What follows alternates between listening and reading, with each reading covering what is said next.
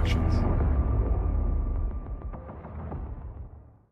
Let this be a reminder to you all that this organization will not tolerate failure.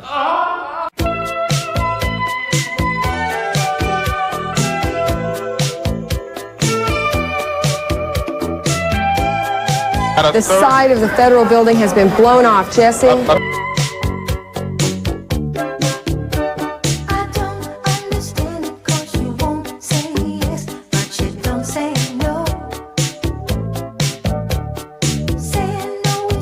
They believe they were part of a CIA project called MK Ultra.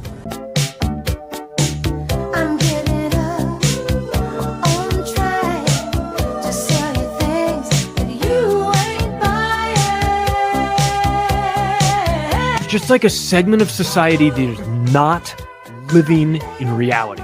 In a certain sense, we're kind of a little bit more Israel's vassal state. There are police chiefs facilitating prostitution networks. Do you understand? It's all in your head. It's your move. What up, what up? Good morning, everybody. Welcome to the Morning Dump with Austin Picard from the Underclass Podcast and Jose Galison from No Way Jose. What up, what up? Man, so we've been lingering in the private chat, I guess, backstage. Yeah, sorry. We were carrying a show on without you guys. I couldn't help it, man. Yeah. We were catching up, plus... I tell you, every time it takes at least twice of like, Austin, hey, man. and then you're like, okay. Dude, I can't help myself. But it's hard, man, when there's so much going on. I always want to bring on, inevitably too much to the table because I just want to address every single possible thing that's come across my feed, basically. But really, it's mainly because it seemingly tends to reinforce kind of right what we focus on and prioritize and spotlight really on a daily basis at this point for the most part. But anyway, what's up everybody? Sorry, we're late. Yeah, we're a little late. It is what it is. We're a little late. We started a half hour late. It is what it is. Sometimes I was running late. I told Austin to start without me, but then he was like, fuck it, we'll just wait up. Here we are. We finally got Austin back in the house though. So I know it's been a little bit hectic. Me and you, things are, it's only probably going to continue to be hectic next week. I'll go ahead and warn the audience, but there is a light at the end of the tunnel, and that light is us going next week, almost a week from now, next week. I guess not a full week, not like that, but in the next calendar week, we will see each other. But it's more than a full week. It's a week and a couple days. I will see you next Saturday, so the 19th, right. A week and 2 days. Brother. But but next week's probably going to be hectic too with all our travel and this and that.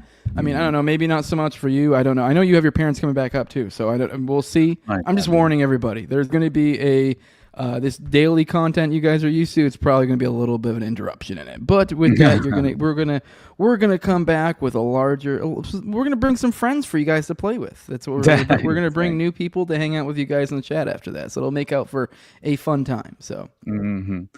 Definitely, man. I'm excited. Really, I told you personally, just like I missed Already Dead on Tuesday and the Morning Dump, which I was planning on being a part of, obviously, that morning. But it seems like there's something real to the law of attraction. It's very strange. It's very interesting. I think it's ultimately a positive thing. In the end, it always tends to end up, at least, the end result seems to be positive, net positive, but it does seem like when it rains, it pours in many ways. And so for some reason, like over the past, it's been consecutive years where like when people come to visit or I have something big scheduled, or it's like, man, all of a sudden, there's like this balancing act that I'm forced to play with these other people who I haven't seen, which of course my mom just was coming through because they're going on vacation, right? Which going to Hawaii, man, I'm jealous, but that would programmed. Going Mark David Chapman style. But and the Luigi Mangione.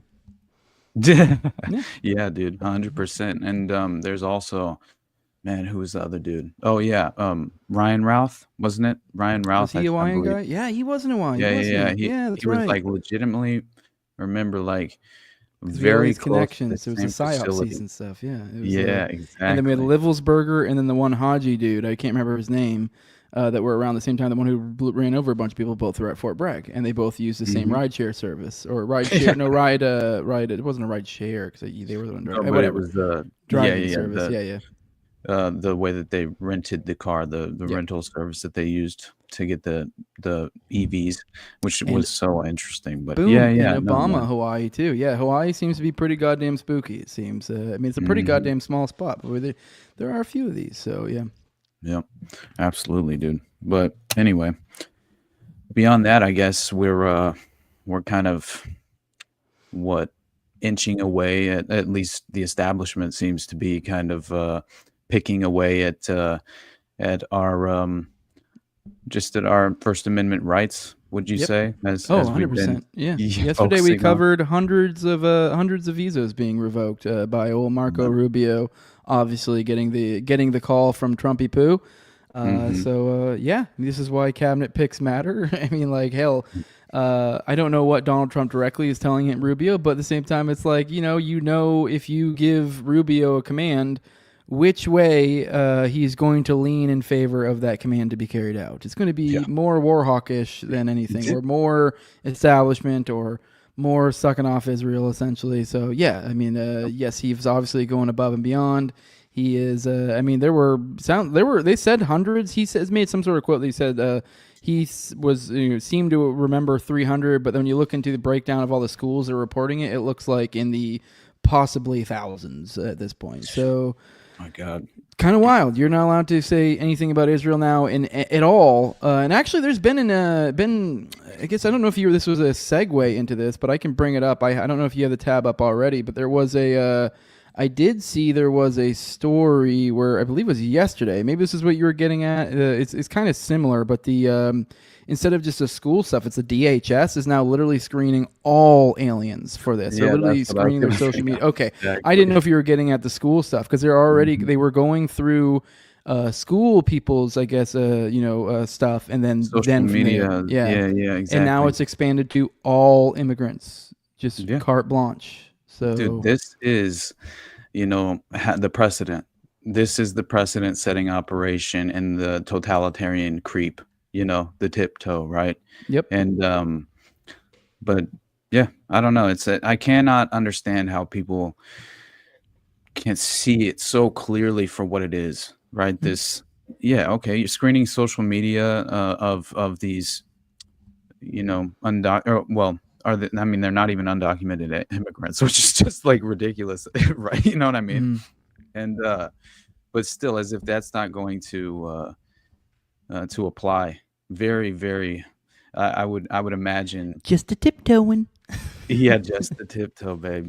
Just like what do they say? Just the tip. No, you always say totalitarian tiptoe. No, I know. No, but the Wedding Crashers line. But honestly, yeah, it is that. And when you're realizing that this is really a precedent-setting operation in more ways than one, and this will not stop at illegal immigrants or legal immigrants, right? However you want to look at this. Yep, they're going to keep coloring in darker shades of gray is what's going to happen until we're full on in black. That's what's happening here because we started with the school with the college kids. It then progressed to all aliens. I mentioned yesterday. I've had I don't know what was that made me think of this the other day, but I bet you it's going to probably apply to security clearances here soon, and so it's just going to be continually. So it's going to be all these things that are gray areas that you could kind of make an argument for because it's like. I don't know. I guess you could say these guys aren't citizens. So I've heard arguments that people say, oh, well, the Bill of Rights doesn't apply to them.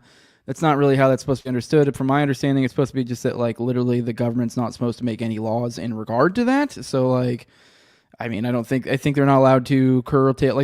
I think this is technically a First Amendment. But either way, even if it's not, that's kind of beside the point. But I mean, we're going to expand to the point where it's going to be all these gray areas of things that you can sort of make arguments for. Oh, they're not citizens. Oh, it's this. Oh, it's not. You're not. This isn't a protected right. And then next thing you know, it's going to be it honestly actually as I mentioned, reminding me so much of COVID. It's the same Yeah. idea of it's like, well, you don't have a right to it. Like it's like like they did this thing where they colored in shades of gray until we got to full on black. It's like the idea of like, oh well, no, just 8 feet apart. Like oh like what? Like like obviously there's. I mean, like, well, we're not really. I mean, that's not a First Amendment violation because you're still allowed to congregate, just only 8 feet apart. Like, but you're putting restrictions on it. You just get to a point where you get to a level of ridiculous. Like, dude, we're so far past this, and I don't know if technically we're past it. I mean, maybe you could make legal arguments for it, but I just don't even care about making the legal arguments. It's just like clearly it's pretty obvious, like the effects of this, and this is very chilling to speech, and this is very anti-American, I think. So, like. At least the idea of what we purport to be our our founding beliefs or whatever. This doesn't seem to comport with that. Dude, imagine though, like this such a small minority being so overprotected. It's just such a fascinating thing. Like the federal government will now scan your social media posts for anti-Semitic activity if you are a visa applicant. Today, now that makes sense.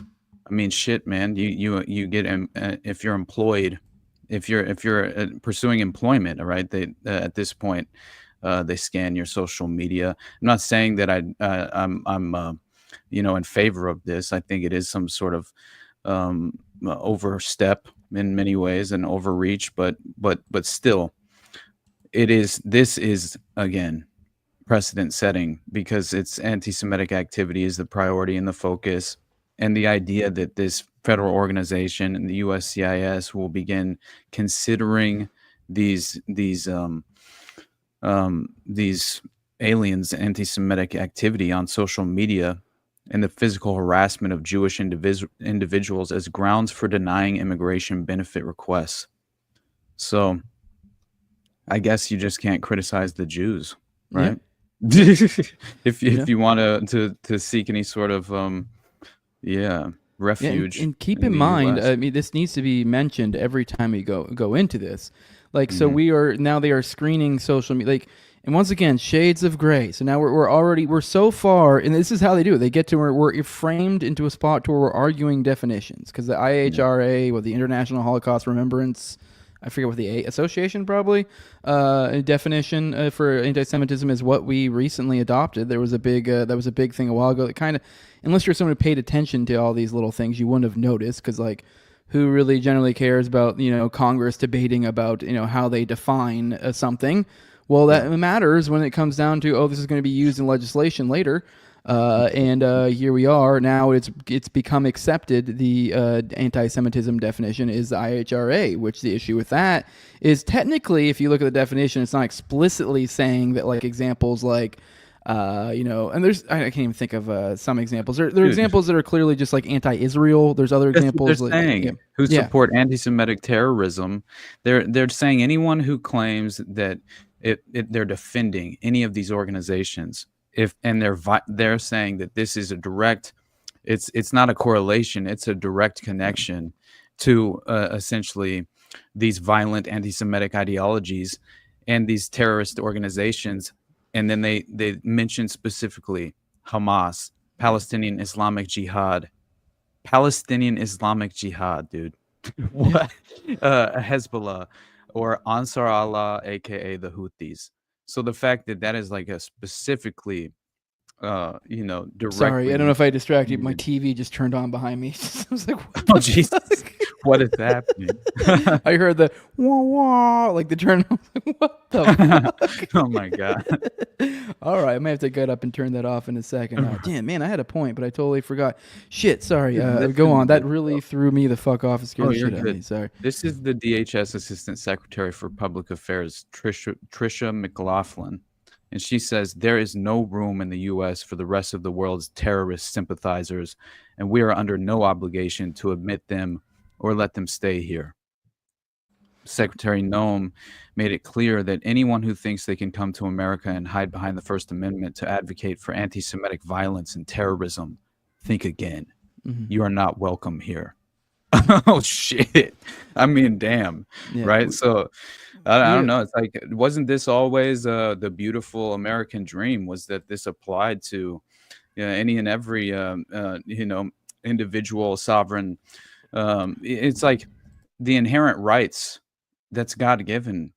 Wasn't that supposed to be the ultimate philosophy and understanding and interpretation of how these rights were utilized and exercised on a daily basis by the individual? We're never supposed to allow this, like you said, this mission creep into these black areas. They're no longer gray. It's like we are now embracing this dystopian reality as if I mean, honestly, I feel like we've been conditioned to embrace it at this point, and we're seemingly doing it at such a level that we're not even acknowledging how dystopian it truly is kind of, you know, Yeah. I get the argument, right? But it just drives me insane because all of these inevitably become all of this legislative action always inevitably becomes, the Tool for Israel. yeah, well, the pretext, Yep. for the For the next thing. for the For the next authoritarian. thing. Yeah. Yes, This is exactly. why, as I was getting at, with as silly as it may sound, with an IHRA thing, it's important. But it's like, this is what happens. They play the frame game to where now you've gone from like, okay, well, like, no, you shouldn't. No, you shouldn't. Tamp down on protest of college students for anti-Semitism, and then it becomes a, oh well, no, you shouldn't go after individual students, and then it becomes, no, you shouldn't go after all. Then it becomes it just like keeps going on and on and on. And then I did want to point out, screwed up Solzhenitsyn says here, it might be the only way the courts will agree to deport them though. I would actually push back on that. While I'm not really like a border hawk guy, I mean, I'm not either. I'm not like an open borders guy. I'm pretty like agnostic on it. I can kind of understand both sides of the argument. I mean, obviously I don't want bad people here. So if it is like if you do find like it's like I don't know, violent criminals, if you want to ship them out, I don't really give a shit. Like I'm fine with that, whatever. Like I don't think you'll find much people to complain. And that's kind of how it was sold to us at first. I think this right here is going to do the exact opposite. Yeah. The idea that like, because this is something Dave Smith brought up in his show recently, so this isn't by no means an original idea of mine, is that like he had probably one of the greatest mandates in general, but especially in regards to immigration. Like if you look at how much immigration perspectives have changed in like the past 8 years since like his first term, it's quite extraordinary, really. And then what does he do with this? He chooses to be like, well, we're going to keep out everyone who has issues with Israel. How do you think that works in the long term for anyone who has this perspective? Like for the conservatives who have been clawing and screaming for like decades of like, take us seriously. This is a problem. You guys can't just let everyone in. We can't just have open borders. And now you've kind of somewhat had some credence. There's been a lot of crazy stuff. Biden's been really bad at it. You've gotten a lot of public support in your favor. And then what do we do with this? We go, well, let's keep out people who don't like Israel. It's like you're just fumbling the ball and like, yeah, sure, you're helping out Israel, but it's like, cool. Well, you're going to just, in 4 years from now, you're going to be the exact same scenario, clawing out again out of this narrative hole that you put yourself back into. Yeah. Yeah. And, it's like realizing all of this is being justified through this, right? Through the anti-Semitic excuse, it's very convenient timing as well, because obviously you're going to have this inherent, genuine reaction to a genocide playing out before our eyes, right? And so, how convenient and easy it is to kind of smear and character assassinate anyone who opposes and dissents or holds a dissenting opinion, and then control that space. Right, which is exactly what they're intending to do with, of course, it begins with, individual immigrants who have sought asylum or are attempting to, just become actual citizens. But then you have these stories like I mentioned privately, right? These two gray zone stories that blew my mind that I just recently came across that One was pointing to the fact that AIPAC, there's basically the leader of AIPAC right now boasts a special access to top Trump national secretary officials and leaked audio. You got And that it's link? very You want to go and bring that up? I know we Yeah. had it, so I don't know if you had. Otherwise, I can bring it up. So I'll bring Oh, this for one sure. down though. But yeah, real quick, I did want to point out. Robin said mentioned the. I'm aware. I'm tracking this. I'll go. I DM'd you the Utah attorney suing for surveillance footage, and I guess it's recently moved to unseal an FBI informant's deposition. However, it's being opposed by DOJ. I'm tracking that there is an article. I haven't had a chance to read it yet. We'll probably cover this tomorrow, if I had to guess. I don't know if Austin will be joining us tomorrow, but either way, whether Austin's there or not, we'll probably cover it because I'll have a chance to. That's something I want to read over first. So I normally I like to. What were you going to read over? The Utah the attorneys suing for surveillance footage of the OKC bombing. the Utah recently? attorney's trying to do. Ah. Yeah, we were talking about before we okay, started. yeah, It's that trying to do article. Yeah, I haven't. Oh, I yeah, haven't the had one a chance that to look Candace over it. wrote?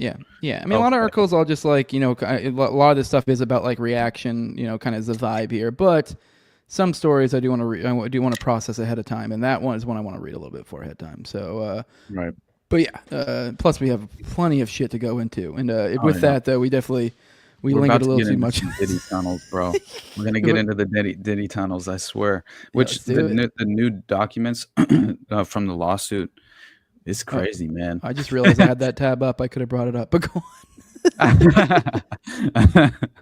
But so yeah, check it out, man. This is far too long to really like go over in real length or detail, but at least briefly, it's important to point out because once again, it shows how compromised our public representatives are. In my mind, I've made this.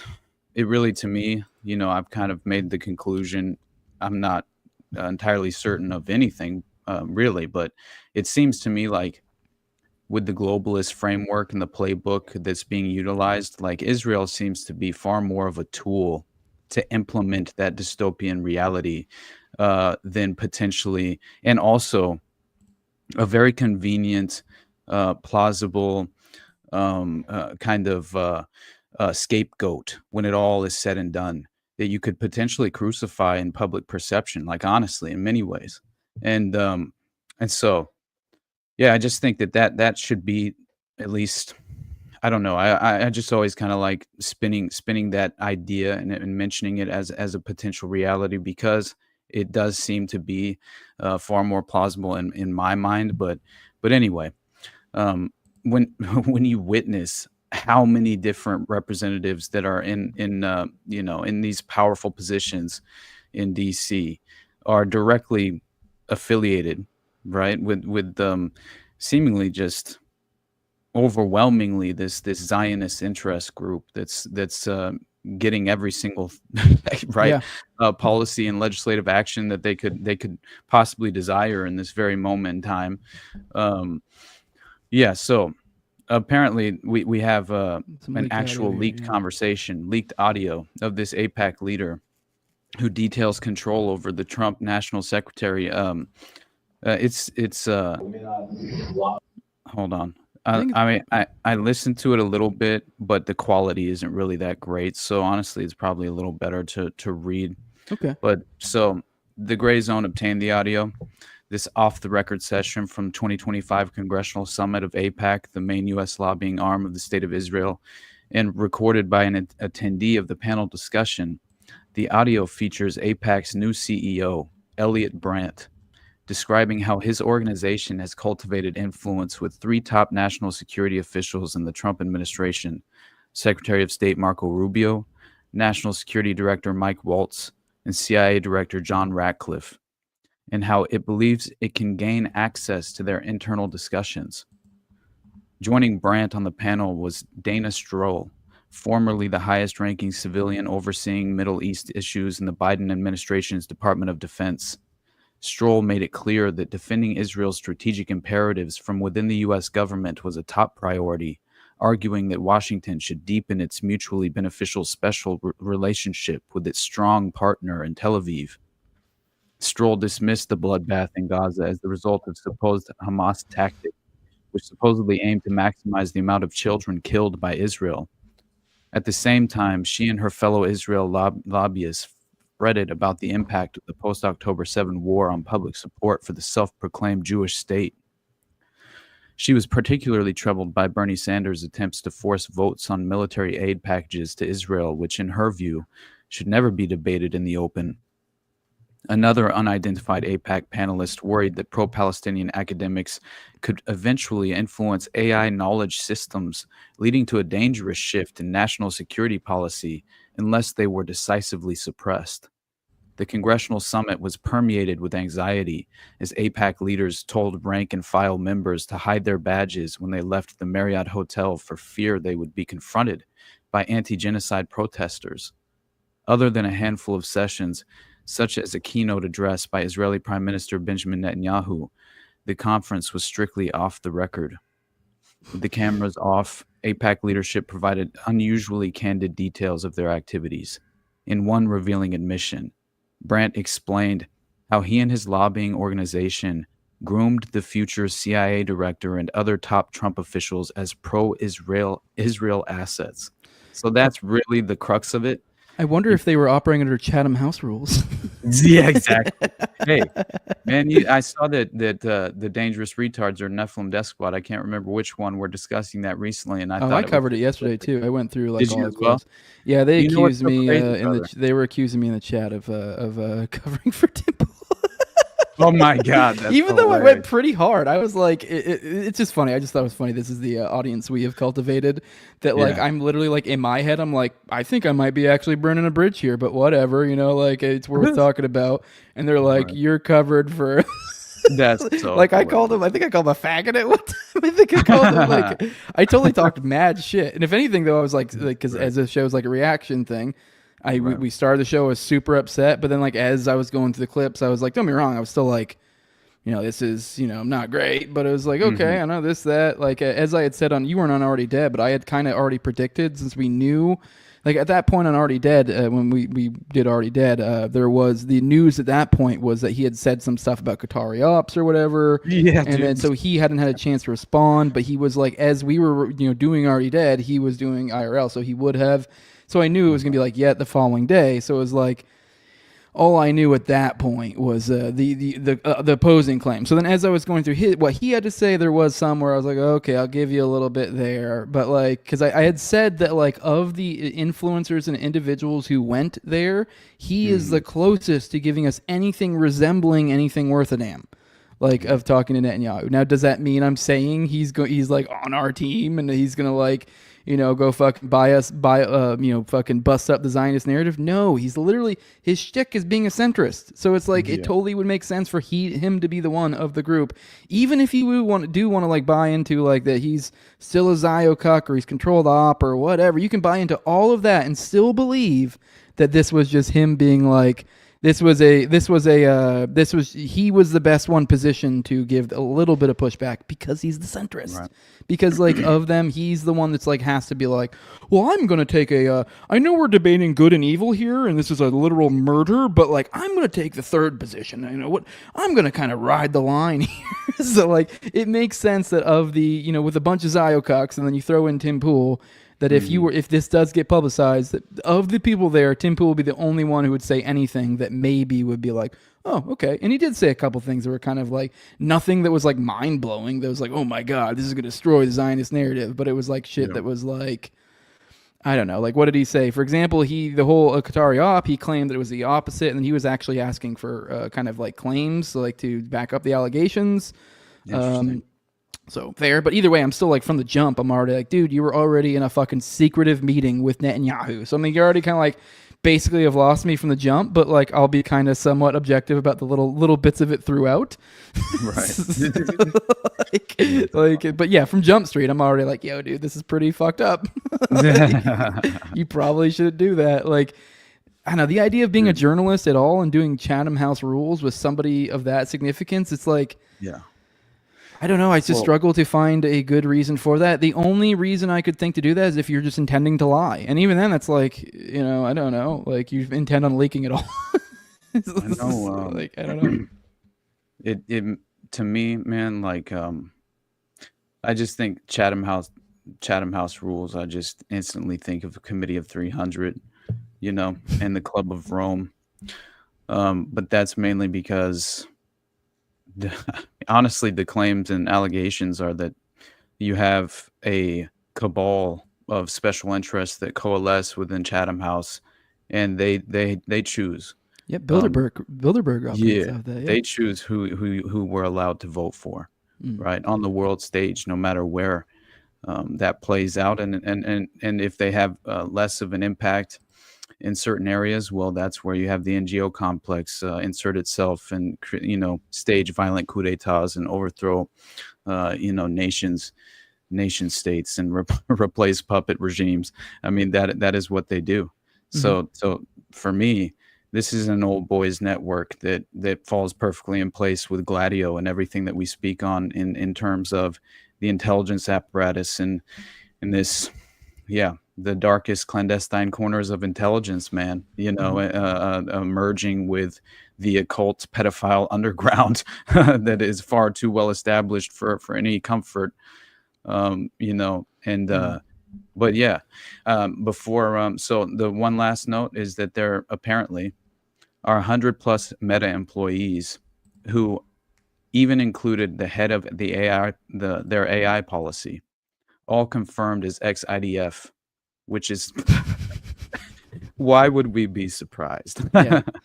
But listen to this, dude.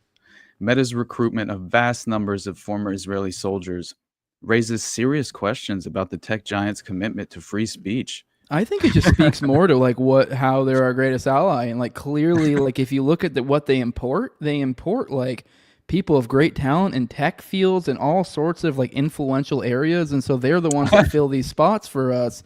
And so they're like, if you really think about it, they really are our greatest ally, since like we're importing them, like they're all like dual citizens and stuff. So like they're coming from there. That's what they're exporting. They're exporting people, and in more ways than one probably. But hey, it's like Thomas Massey saying, each member of Congress has to check in with their local APAC handler, right? Hey man, and then his wife dies right afterward.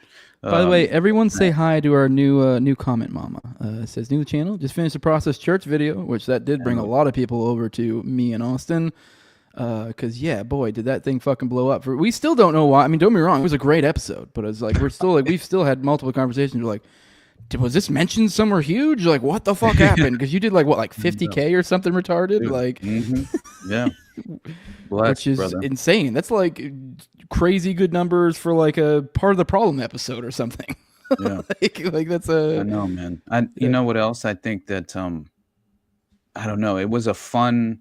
The conceptual outline where I kind of placed like the hand of death in the Henry Lee Lucas intro was, I don't know. I did feel like it doesn't make sense. You're right. I'm trying to. I mean, don't get me wrong. It was a great one. I understand it getting thousands. What I don't understand it getting tens of thousands. Like clearly was an algorithm related thing, or somebody with a huge platform said something somewhere and we never figured it out. So that's what it feels like probably happened. I know. But at least with Sam, I still think he could have possibly mentioned us to Jake Shields when he went on. It's possible, man. I still keep an eye out for that to drop. It still hasn't dropped. So yeah, I mean, son of a bitch. Yeah, dude. So I know we'll get to it eventually. Yeah, 100%. Pretty long. I mean, so we'll see. Seems like it. But yeah, you ready? Oh, sorry. I'll send you the link, buddy, for sure. The Process Church episode. Yeah, just go over to the Underclass podcast. I'm assuming maybe you watch on mine and you're not aware. For those who aren't aware, like Comment Mama, for example, obviously I would assume you're probably listening on Austin's because I don't have a Process Church episode. We have our own channels, but we do 2 shows together. So he has his solo episodes that's only on his platform. I have my solo stuff. I guess it's solo. I do more like interviews, but so that's only on mine. So you definitely check out both. And so we dual stream to most things, but some things we can't. So like Rumble and like RSS. So for the most part, if you just follow one of us, you're getting like damn near like 60+% of the other person's content. But I would recommend following both of us just to make sure you don't miss anything. So, but I have the No Way Jose podcast. He has the Underclass podcast. We're on all the platforms. But yeah, do you see how we're kicking ass over in Yemen, dude? Oh God, man, it is so sad to watch this play out. Like just the Yemenis, man. Like ever since the cholera outbreak, like That was just so underreported at the time. Do you remember when before there was sort of like a lull in the conflict for a brief period of time, kind of post chaotic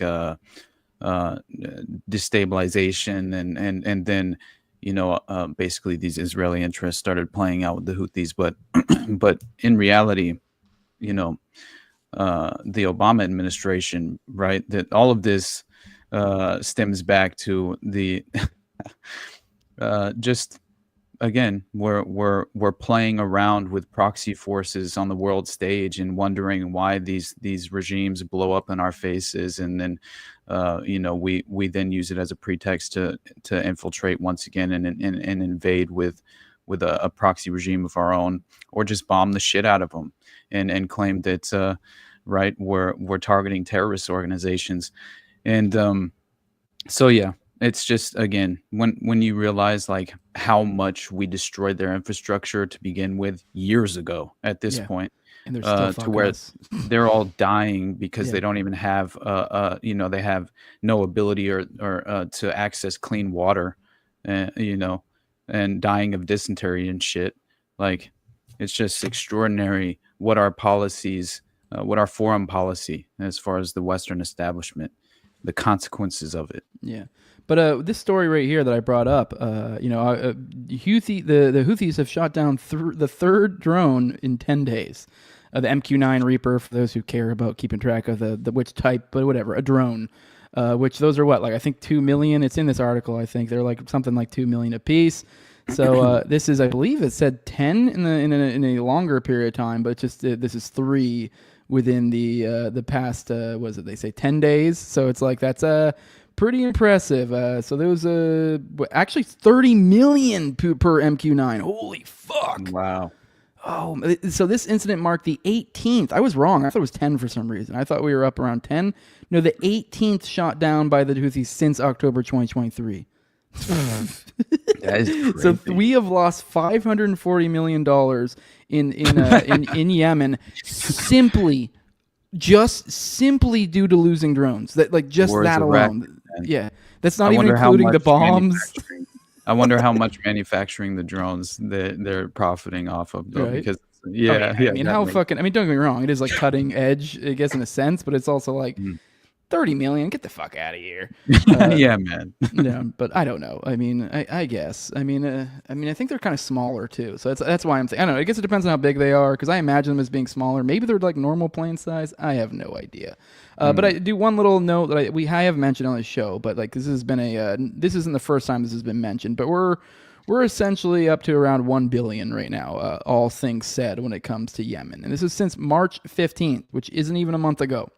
We've already nutted $1 billion all over Yemen and produced absolutely nothing as a result aside from death and destruction.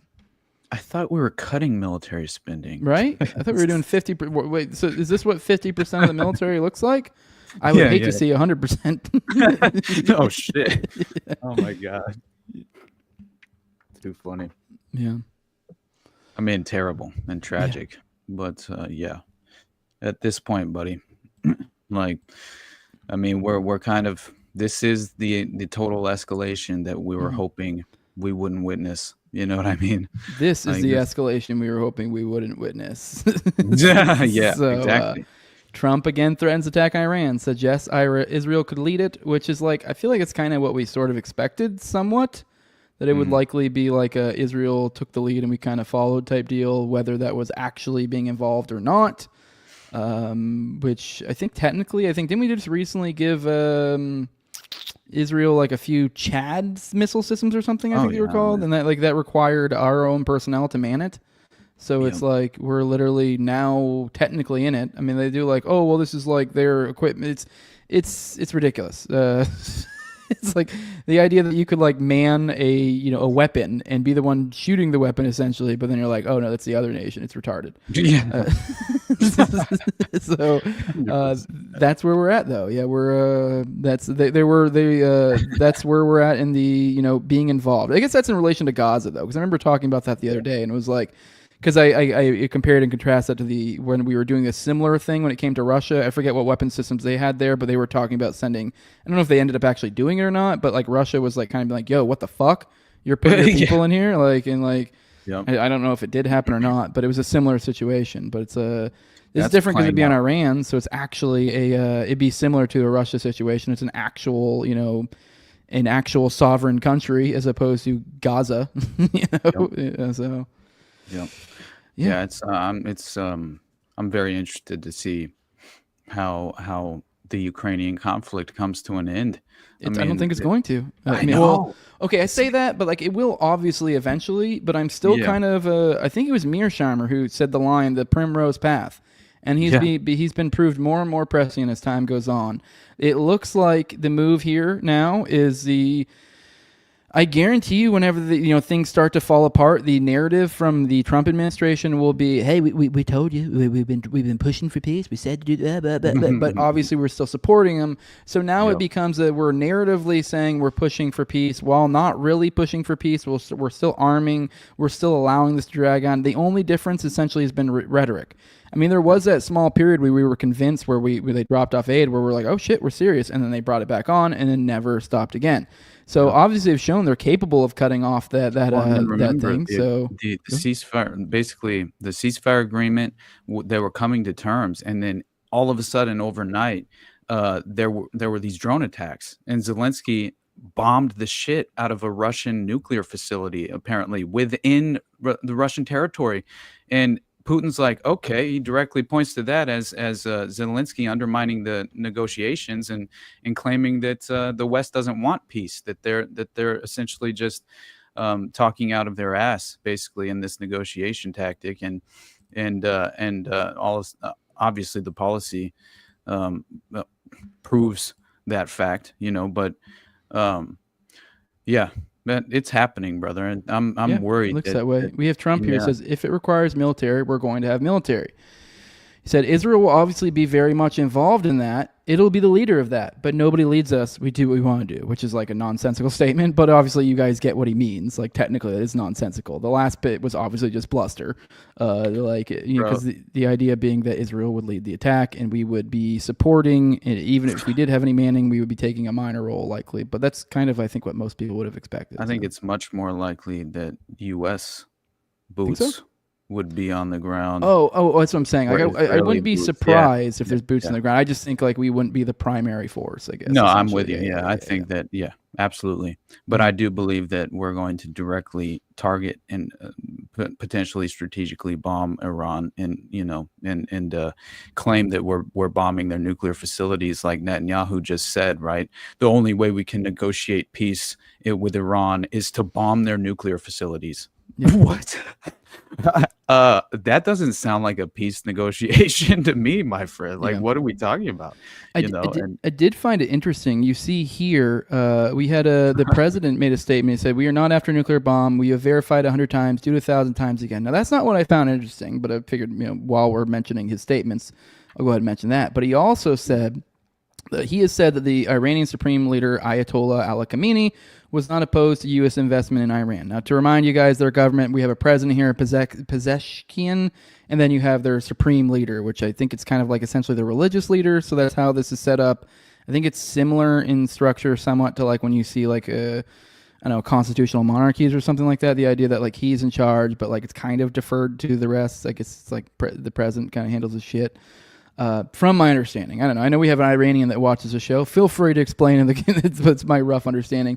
But anyways, he says His Excellency has no opposition to investment by American investors in Iran. He said, "American investors come and invest," which I liked that. That was a smart move. Obviously, this isn't being seeded out by the Trump administration; it's being seeded out by Iran. But I mean, given that we've kind of done similar things in Ukraine, obviously this would be very different in that we're not supporting them militarily. So this would actually be one that I'd be kind of very much kind of like all for. Like, hey, if you want to invest in an enemy country, like sure, if anything, that's going to make it so they're no longer an enemy country. Now, when you're talking about Ukraine and you're talking about investing it in that way, especially with like federal oversight of some sort, it sounds to me like a good way for politicians to get rich and for us to be more embroiled in a conflict, essentially. Exactly. Whereas this would likely wash away a conflict. So, yep. But I don't think that's the strategic goal of the West at this moment. I don't either. Right. So, but we'll see. I am kind of partial. I mean, obviously, I don't know what's in Trump's mind, and I know a lot of people do like to act like, oh, he's being fooled by the deep state and this and that and this, and like, I'm not saying that. I mean, I wouldn't be surprised if he's full on like, fuck Iran, we're bombing them, despite anything I say otherwise on the public stage. But the impression I get is he would probably prefer some sort of deal. But the problem with that then becomes, I'm not sure that the deal that he has in mind is a deal that Iran's willing to accept. So what happens at that point? So, which is a major sticking point, because the terms that have been kind of thrown around by the powers that be, like the Netanyahu's, the Trumps, is things along the lines of completely demolishing their civilian nuclear program.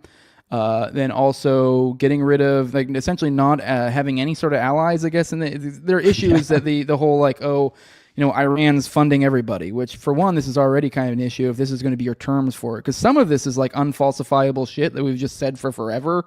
It's like, they're supporting this group, they're supporting that group, or they're doing this, they're doing that. And like, some of it's true, some of it's not, but it's just, they can't support everyone. So it's like, it's kind of like with the Houthis thing where they were like accusing them of being involved. Like, it's like, dude, they manufacture their own fucking weapons. It's like, I don't know what you fucking want here.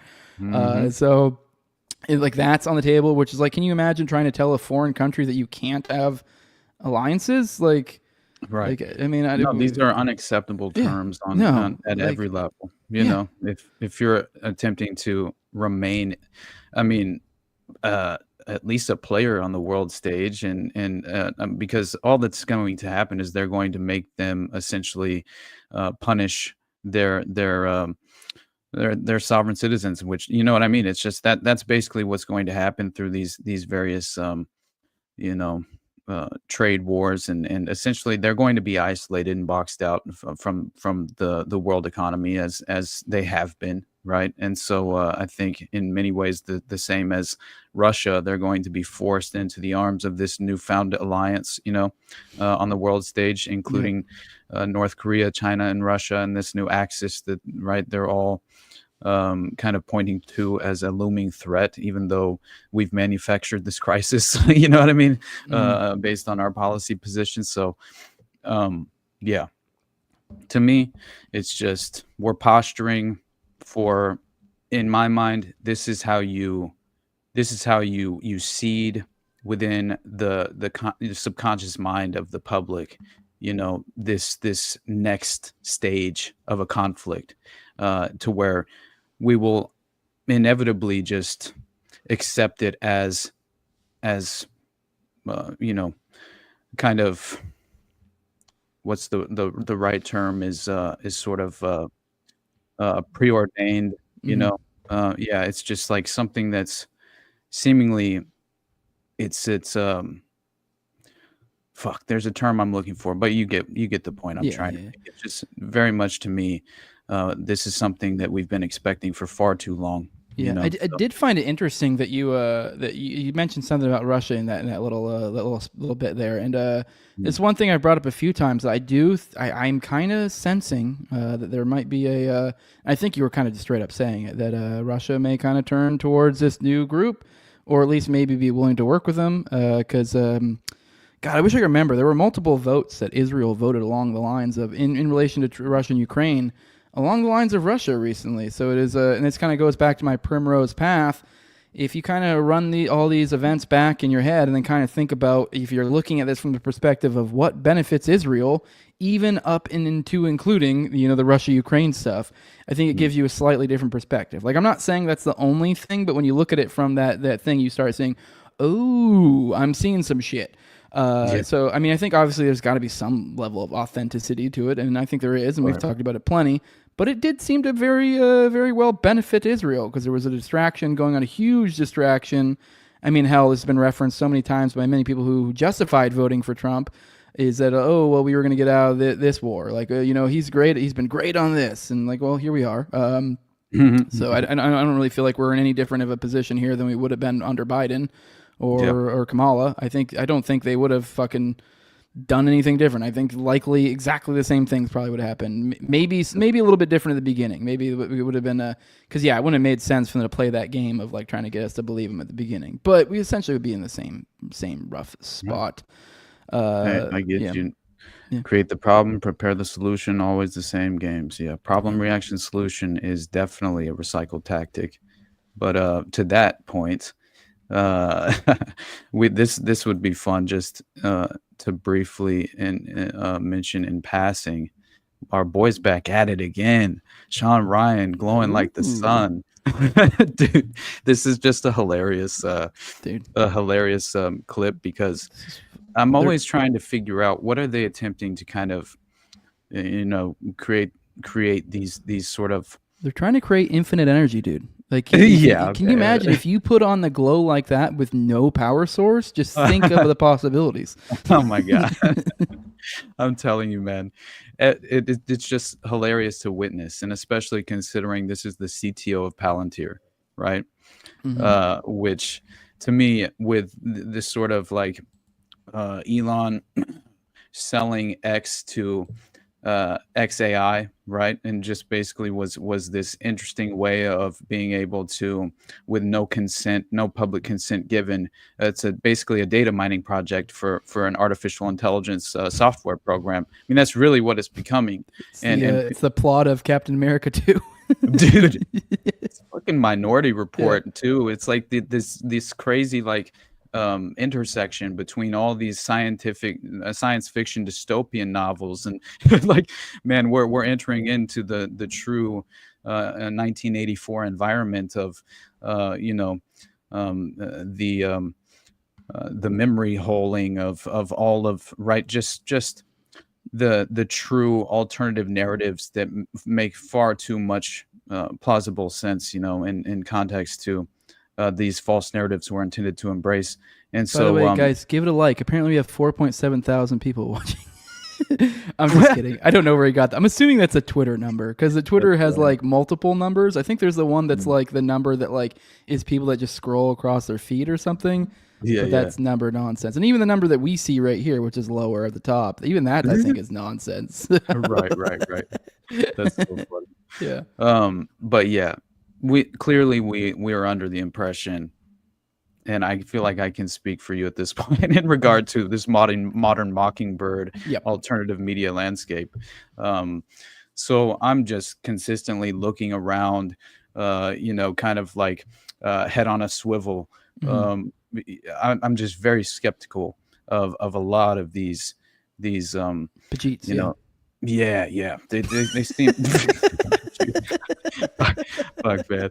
But listen to this ridiculous narrative that's being pushed here. And by the way, the fact that they're acknowledging Paperclip is like, look at us, you can trust us. It's just it's the funniest damn thing. But this is how you kind of stage psychological operations and controlled narratives.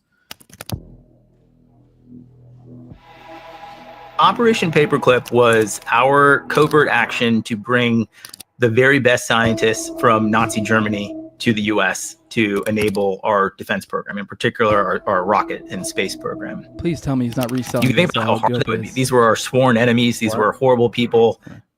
I'm saying, please tell me he's not reselling this as dope it was. Like, look at what we did. Like, we put away all this warfare and put it aside, and we prioritize science here. That's what we did. Paperclip was awesome, all right? Yeah.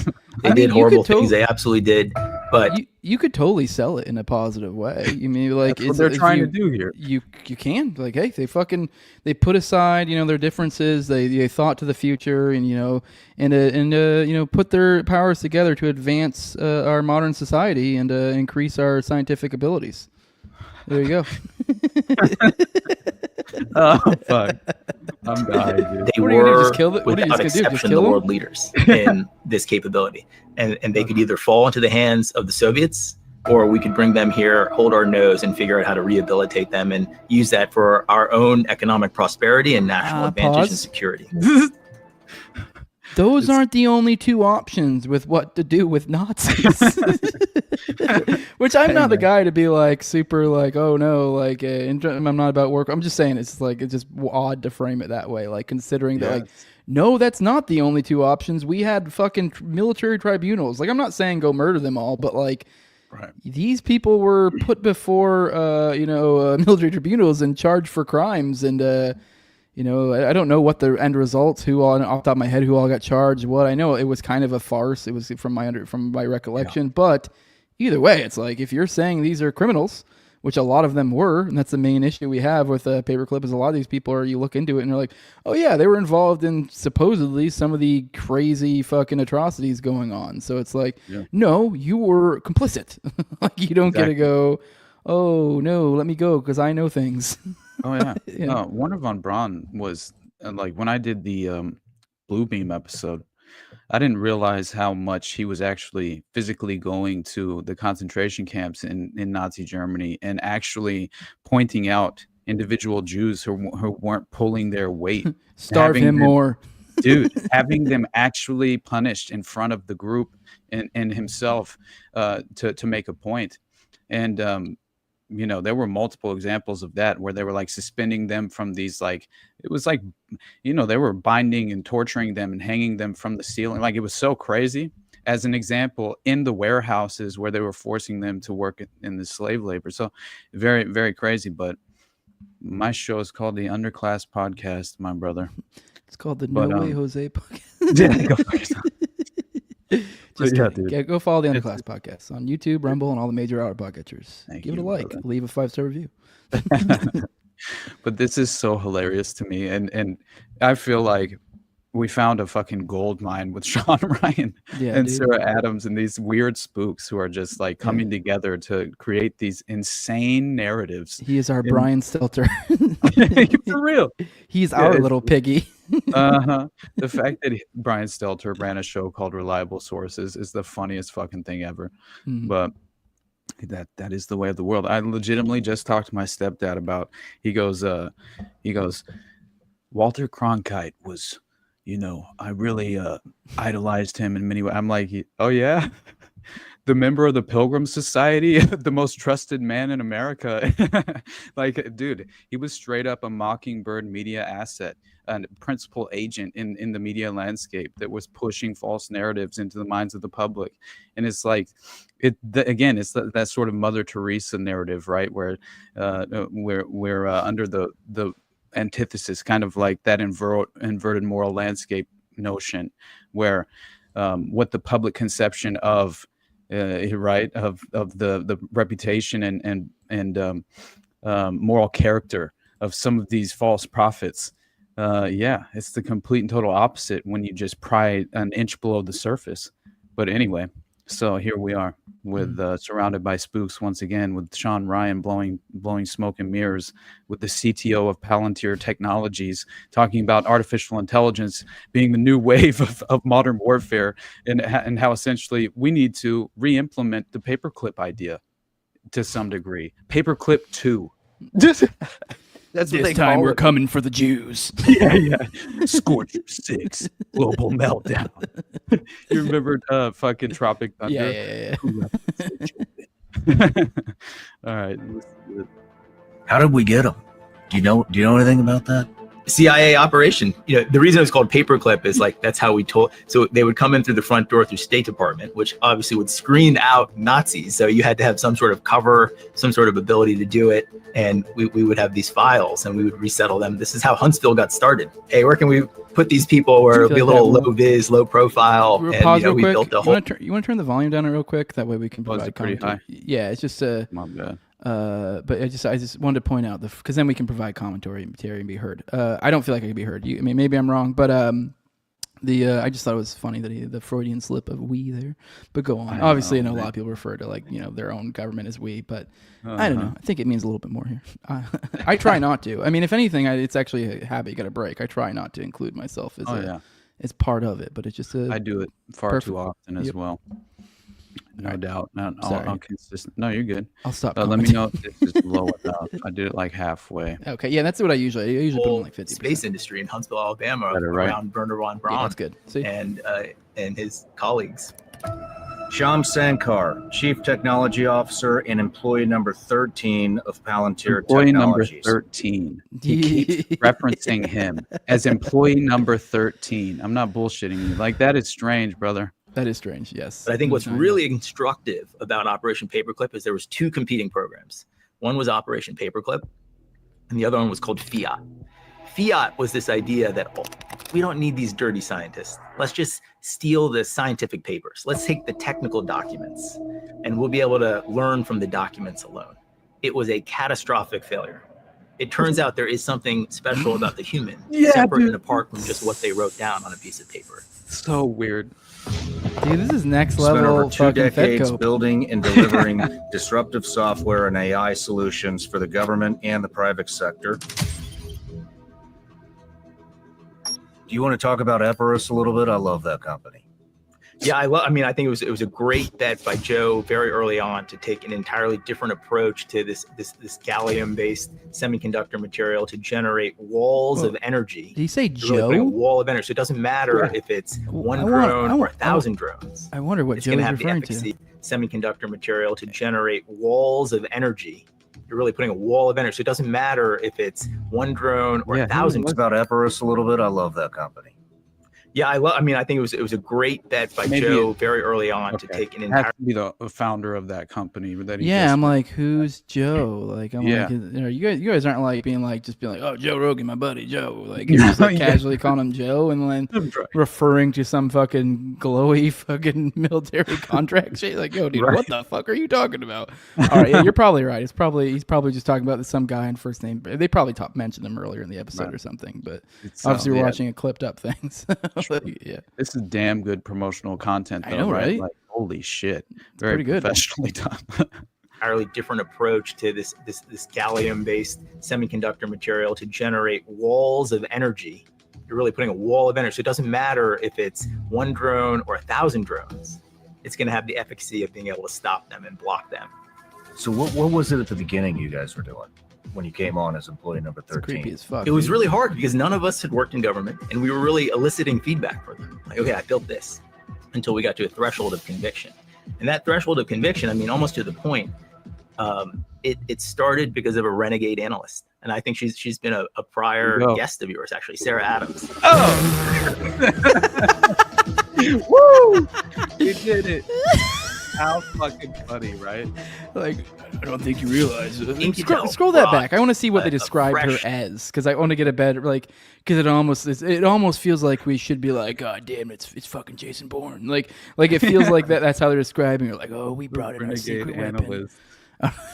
So fucking funny. Yours, actually, Sarah Adams. No, scroll Hold okay, a on, little bit more.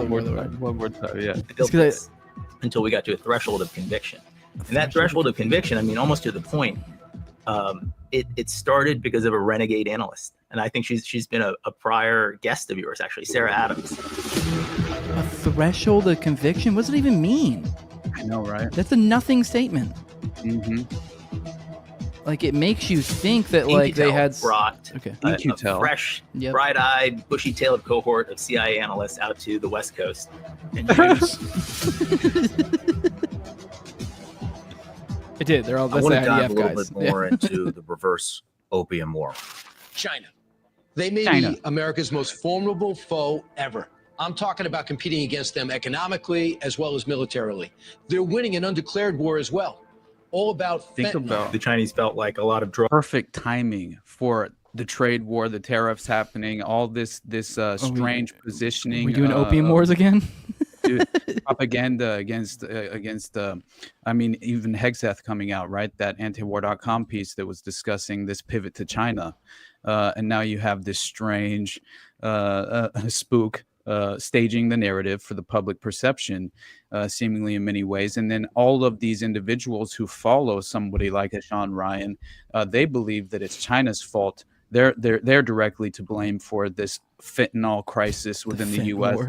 The fent war. But in reality, we all know that the cartels were running, front basically for plausible deniability for the intelligence community, while they traffic and distribute these especially fentanyl, but a lot of these illegal substances domestically in the U.S. It's the same playbook. They're just utilizing different aspects, like they were back in the Cadaver Connection, right? And the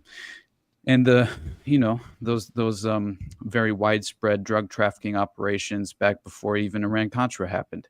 And so we already know this is a long-standing tactic of the intelligence community to pay for black budget operations. and covert clandestine operations. So Real that quick, seems Nicola asked if you listened to that. I'm going to go ahead and get on a limb here and say you didn't. So no. Oh no, bro. No, I'm not. This isn't worth listening to. Yeah, I mean, I get it. Technically, I guess if we really wanted to take down what he had to say, then like we'd watch the whole. But maybe if you had actually something substantive, worthwhile, other than just over the top fucking Fed slop, then like maybe there'd be something to do there and that. But yeah, I'm not gonna. Neither of us are gonna watch the entire Ryan interview just to make fun of him for a few moments about how we keep bringing on glowies. Exactly. Yeah. I mean, only. Yeah, it would have to. I'd really have to go out of my way to. It seems like that would be just torture. Putting myself. I mean, it would have to be like I'm really getting ready to analyze the fuck out of it. I'm trying to do like a good faith. But yeah, no, I'm not doing that for this at all. I just felt like this had all the elements and kind of shared all the same hallmarks of what we've been kind of just really been able to interpret in real time. Just due to the fact that we've been kind of overexposed to a lot of these misconceptions and false narratives that have been staged so strategically and put into place for public conception. And I mean, it's only due to the fact that when you're plugged in long enough and you kind of do enough of the legwork necessary to put yourself in the position to where you don't fall victim to the propaganda as it falls into your lap, right? You're not so easily manipulated, at least not at face value. So for things like this, though, I think it's important to spotlight because, again, like this is a narrative that you're going to see a lot of conservatives embrace, the China hawk, this notion, the CCP, right? How long? Oh, the CCP was controlling the Biden administration, like all these ridiculous ideas that it's like, yeah, I get it. That dude banged a Chinese spy. Like, it's it's just the idea that I think China is far more strategic in like the Belt and Road Initiative. Like they're very much more of like soft power exercising, It was like what did I see the other day that they haven't I don't know if it's true, but it was something like online. They haven't fired or I guess not fired a weapon, they're wrong, but they haven't been like part of any sort of conflicts that I'm aware of in forever, basically. So like yeah, I mean, you compare and contrast. I mean, it's like God, I can't remember what it was, but there's some bullshit a while back where someone was doing the gay ass like, oh, China this, oh, communism, capitalism, and like, I don't know why. Just for a second, I just was like, I went to Grok and I just for shits and gigs was like looked up the effective tax rate of the United States and China, and when I compared the two, I mean, don't get me wrong, there's a bajillion different factors and ways to figure it, and obviously it depends on where you're at, probably this, that, is it like, anyways, but just raw general numbers, it was like, I think it was like a difference of like a couple percent, and I think it actually was weighted it was in China's favor, them being the less tax restrictive. So it's like, I just don't even like, where are we? And even if it was, they were more, it's like, we're talking about 2% or like a couple percent. You're like, this is negligible difference. And like, so like, where are we getting off calling them communism and us capitalism? Like, if anything, they're kind of just both communists. So like, I mean, depending on how you're defining things, I guess, but generally speaking, how I define it is like, yeah, like if you're redistributing wealth, that is socialism, communism, whatever you want to call it. Communism is just socialism, where they're doing it even more. Socialism is like, we're just not committing entirely. So like, yeah. I think that right there, China, the adversary who buys our debt and allows us to live way beyond our means. Right. Who else kind of follows that same strategic playbook as Russia in many ways. So like, in my mind, I just I view it as, since Kissinger opened the door to China, and I mean, who was Kissinger? He was the Rothschild guy. I mean, that's who he was, So to understand that, like, we opened up trade to China back when Nixon was in charge, like, I think the compromise happened, and we've been utilizing China as this sort of dystopian, control group, right? Where we stage this totalitarian society in more ways than one, with social credit scores, and we see how it plays out, and the West follows kind of follows their lead in many ways, and that's what seems to have been happening. So the technocracy has basically already been implemented in many ways in the CCP.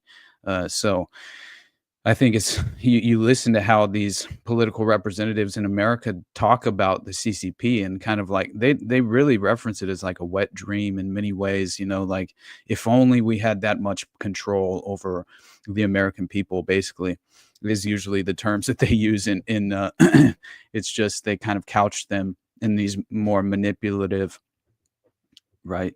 But you get what I'm saying. It just very much seems like we're following suit. So anyway, let's get this over with and then pivot. Sure, but we'll I make think fun of it a few more times along the way. We got time. Exactly. Baby. It's so funny, dude. Drugs were flooding into China. The reverse opium wars, the Chinese are funding and enabling fentanyl precursors to be shipped to Mexico to then be funneled into our country. Those fucking I think some of this is our own conflicted and I think retrograde feelings of, is it the fault of the person who's using the drug? But you have to really step back and recognize the environment that's what is enabling all of this to happen. Yeah, right. These precursors are coming from somewhere. And the Chinese have so much control over their economy. If they didn't want it to go, it wouldn't go. And I think they view it as part of their national interest to undermine us from the inside. I just in a asymmetric way.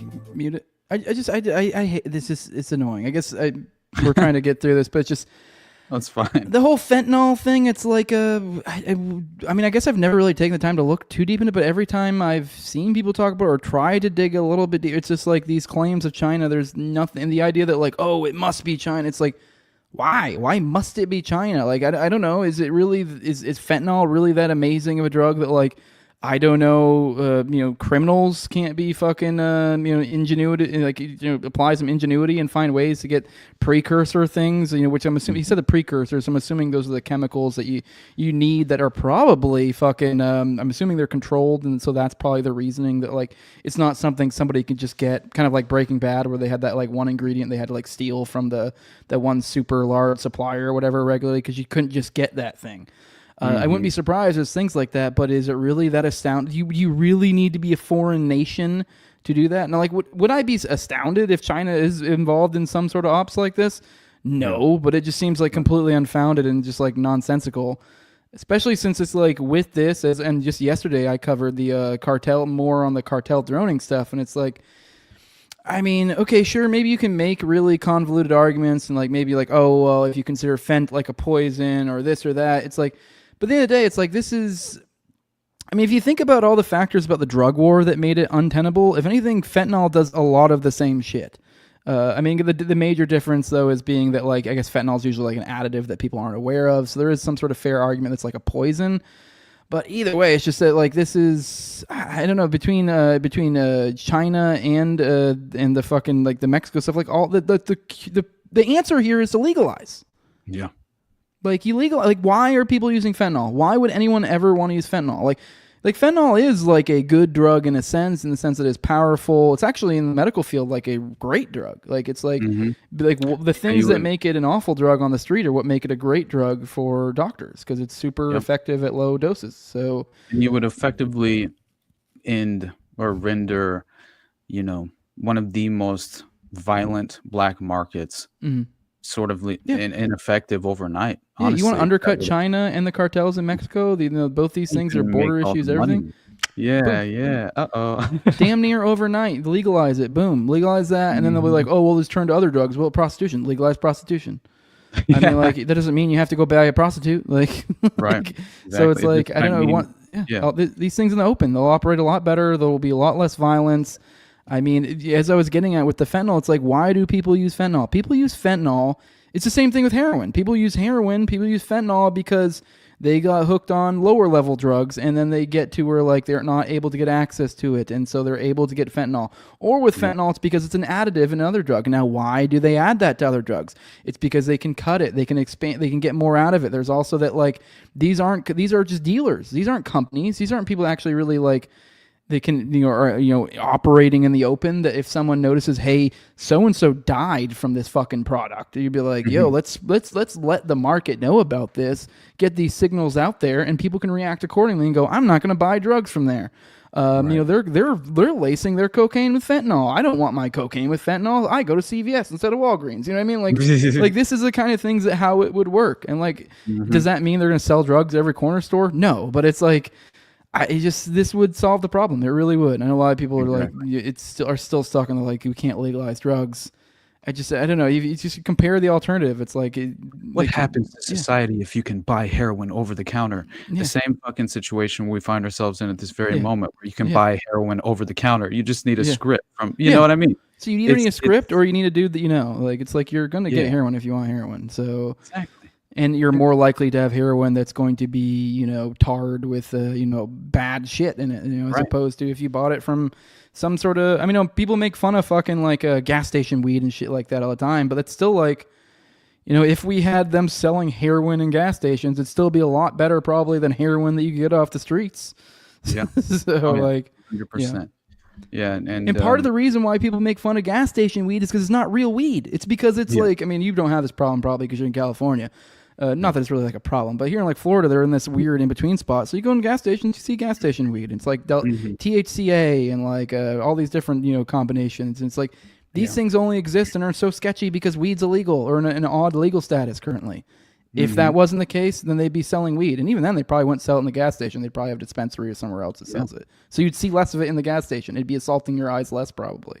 Exactly. So yeah, and the reason that because it is inevitable that I think it will, at least with cannabis, it'll be legalized in most states, I would think, because but the reason it takes so long during that strange transitionary period is because guess what, the government is capping the competition. They're essentially over-regulating during that process in order to then crack down on the local growers, the local suppliers, and then provide this essentially this sort of corporatized landscape for them to take advantage of and have the monopolized, inherent advantage when it comes down to exploiting the industry. And so that's what took place in LA. Out in California, all these local growers, all their growing operations were just shut down by the feds instantly, dude. They seized all their assets. It's like some of the craziest shit you'll ever read about, honestly, is that strange transition and how really authoritarian it was. And so it wasn't like, hey, now it's legalized. It's like, no, here we're going through this process of, again, creating a monopoly for the state. That's the only way that they allow any of this to come through. So there has to be a direct incentive for the state where they can essentially exploit and leverage the monopoly against us as the consumer. That's always typically what happens. And now what? We have the George Soros weed. Everybody's getting cancer now. It's like, what the fuck? You never got cancer from weed before. Now you're getting cancer from the George Soros weed. I bet you if we looked back at cigarettes, you'd probably see similar things. I bet it's you like, would. Yeah, I bet obviously this isn't advice, but I would bet like if you grow your own tobacco, roll it all, dip it, do whatever, however way you like to, ingest it, I bet you it's probably not really that bad for you at that point. So like, I don't know. You ever smoked I don't know if you were ever a smoker, but you ever smoked like a real cigarette with real tobacco? I used to roll 4 Aces pipe tobacco and the roll your own like bugler zigzags. And because I was a land surveyor for a while, and I would just go out. It was a really fun job.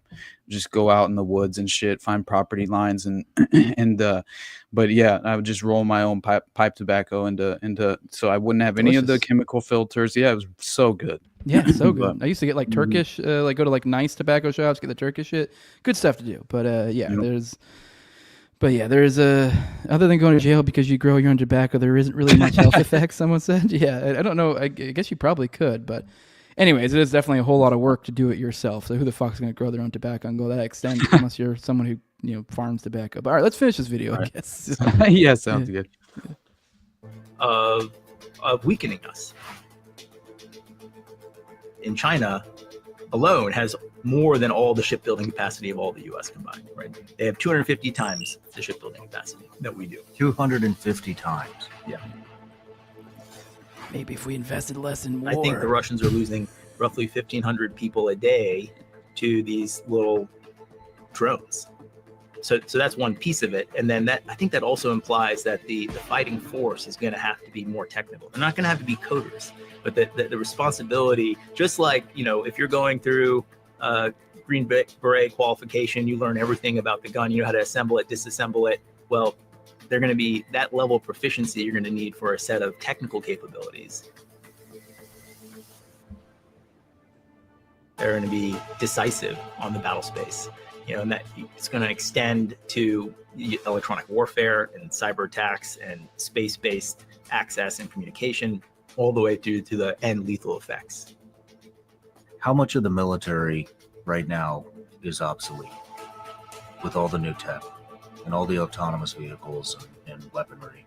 A meaningful portion is. The question is, how do you know what that portion is? And I think there's a fair amount of good debate that needs to happen about that. Before we go into the future of warfare, we were talking about Operation Paperclip. And so just downstairs, I just had a thought, should we be doing that today? We should. Operation Paperclip 2 should really be around reindustrialization. That is so fucking crazy. And you wouldn't believe it, he thinks we should bring over a bunch of Pajeets. Right. Is that not hilarious, though? Who would have fucking guessed? My God. I mean, but on the flip side, I will say, if there's any nation that really needs to be taken down a notch and get the World War II Germany treatment, it's probably India. 100%, man. That is the poo-poo in the street tribunals. Hey, that's what we need. Real, dude. Talk about class divide. There's no better representation of that. But what Lambos driving through shit-covered streets, basically, entering high-rise penthouses. The penthouse, you just piss on the floor. Right.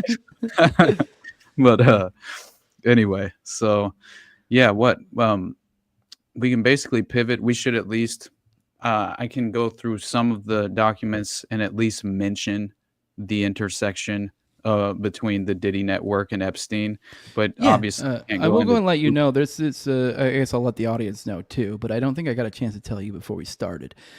For the audience, we're about to kind of go through. Actually, I'll bring it up right here, just so you guys are aware of what we're pulling from. Obviously, we're not going to read the whole thing. It's a pretty fucking extensively long piece. Oh, yeah. But it's from Whitney Webb and Johnny Pinglosh, or whatever his name is. I know that's what he is on Twitter. I guess he's CZ Means, I think, on is what they're calling him over here on Unlimited Hangout. But either way, one label under Blackmail, the early intersections of Diddy and the Epstein network. Obviously, anyone who saw our thumbnail, you can kind of put two and two together.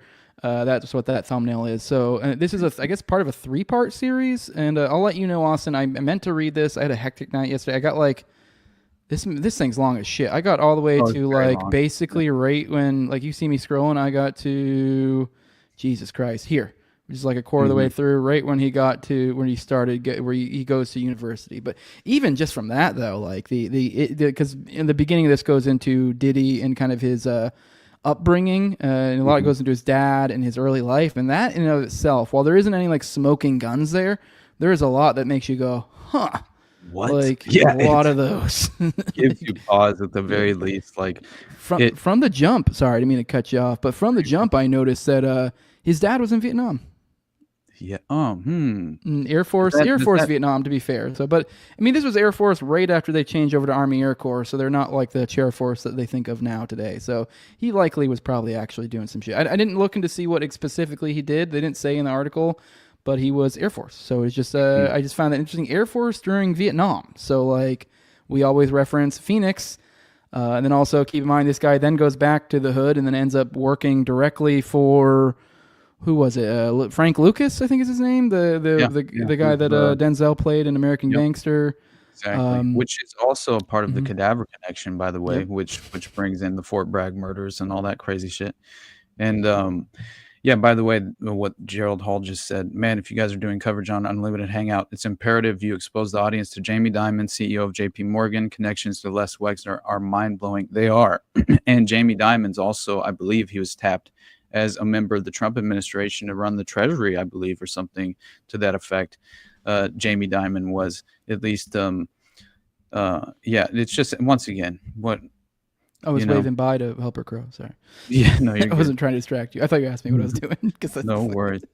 Dude, I'm just saying, like, when you know the extensive connections between the CEO of JP Morgan, like, these organizations and institutions at that level have been entirely compromised for generations, so it's really not hard to grasp. But yeah, it goes to show that this is an old boys network, long-standing control of the powers that be, and sort of, this inevitable path that we ultimately remain on, that tends to, I mean, it seems like the end result remains the same despite who we're allowed to vote for, right? As they say. So, I mean, vote if you want to. I know a lot of people like give me shit about like my perspective of voting. Like I just like, and honestly, a lot of like people in my, I guess I consider myself an agorist. I guess would be a lot of people in that realm are pretty obnoxious about this. I guess a good example would actually be where Clint was arguing with what's his face, can't think of. He's actually a really big name. He was a guy who was arguing with him on Twitter, giving him shit for voting. Michael Tracy. And it was like, but it's at the same time, it's like a lot of people give people shit for doing this, and I do as well. But at the same time, it's like, also the same time, it's like one vote. So it's like, I mean, I guess it's one thing when you're like a person who has a show or something because you are bringing more people into it. But proof of naivete to a certain level. To a certain extent. That's my only, and that's just my personal perspective. I'm not talking shit. Yeah, and I take the Spooner route because I know a lot of people try to make the argument that like voting in general is like aggression or something.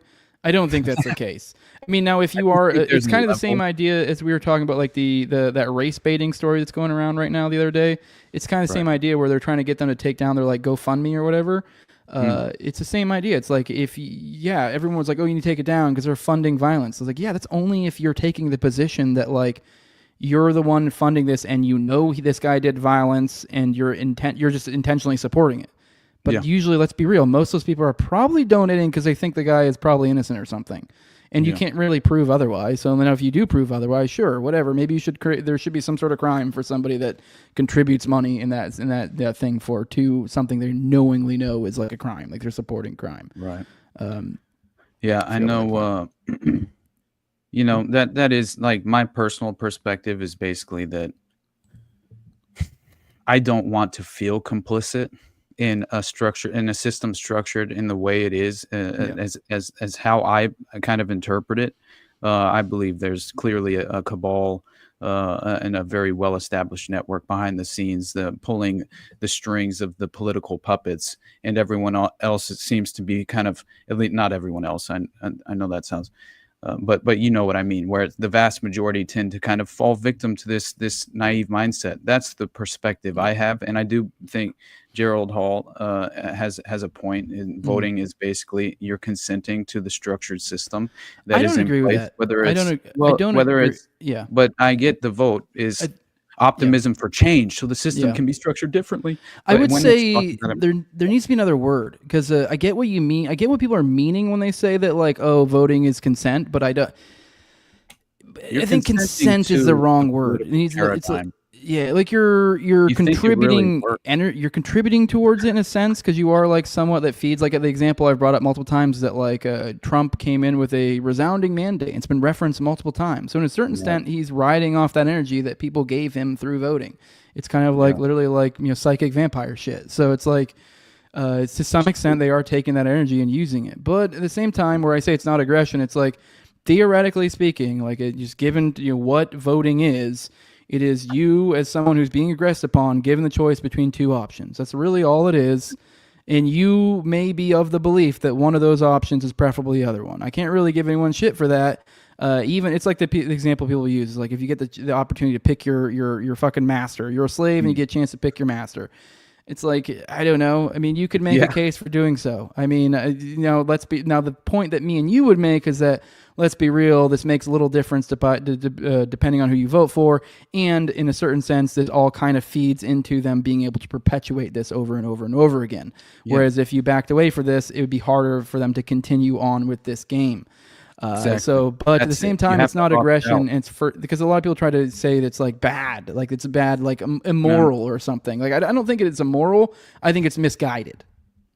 Yeah, I think intentions matter intentions sure. matter. Yes, if you are intentionally being like, that's where I'm saying intentions matter. If you're voting for more aggression on someone intentionally, that's a different story. But if you are someone who's voting, and that's why I brought up the example of like that race baiting stories. Like, so now if you are voting with the intent to reduce aggression upon yourself and others, like let's say it's a voting bill or something you're voting on, and it's like, you know, you're voting for less taxes. It's like you're literally voting for less aggression. Now, whether that actually happens, that's a different story. And then how this actually, you know, to what degree this contributes to how things play out in the long term, who knows? That's ultimately why I oppose it, only because, like, philosophically, I believe that as the pendulum swings, it is how you manufacture consent, because it creates this false misconception that there is a shift happening, that there is a difference, that there is a change that's taking place each and every 4 years. That's where I interpret things differently. Obviously, I don't believe that. So, but I do understand every point that you made. Obviously, I mean, you know, it makes sense. Yeah. I'm not debating that. But yeah, anyway, let's talk a little bit more about his background, because I mean that's what me and you both covered on, because I found a lot of that stuff interesting. Coffee, dude. Go for it. Go grab a coffee. I can talk to the audience a little bit. Go ahead. Don't let me forget that I have to at least mention the Diddy Tunnels reference in the new lawsuit. Okay. Yeah. I'll be right back. All right. All right, guys. Like I said, his dad, we see his dad was a fucking, enforcer, essentially, like some sort of mob enforcer we see here.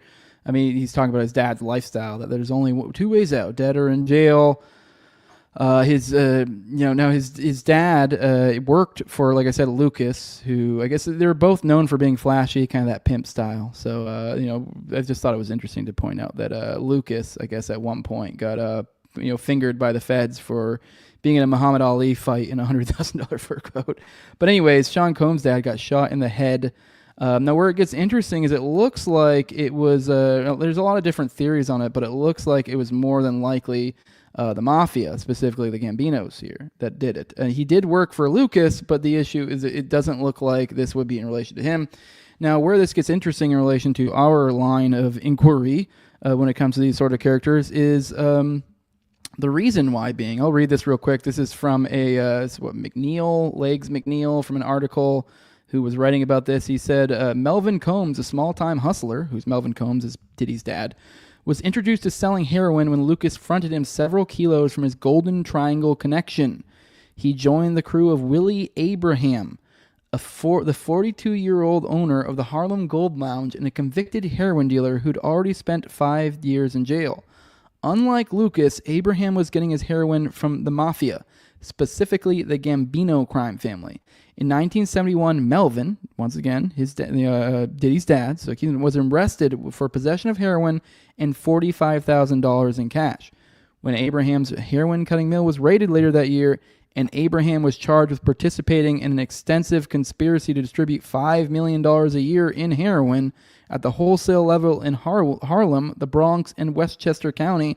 Melvin was suspected by Alphonse Funzy Siska, head of the Gambino's New Jersey crew, of being a rat.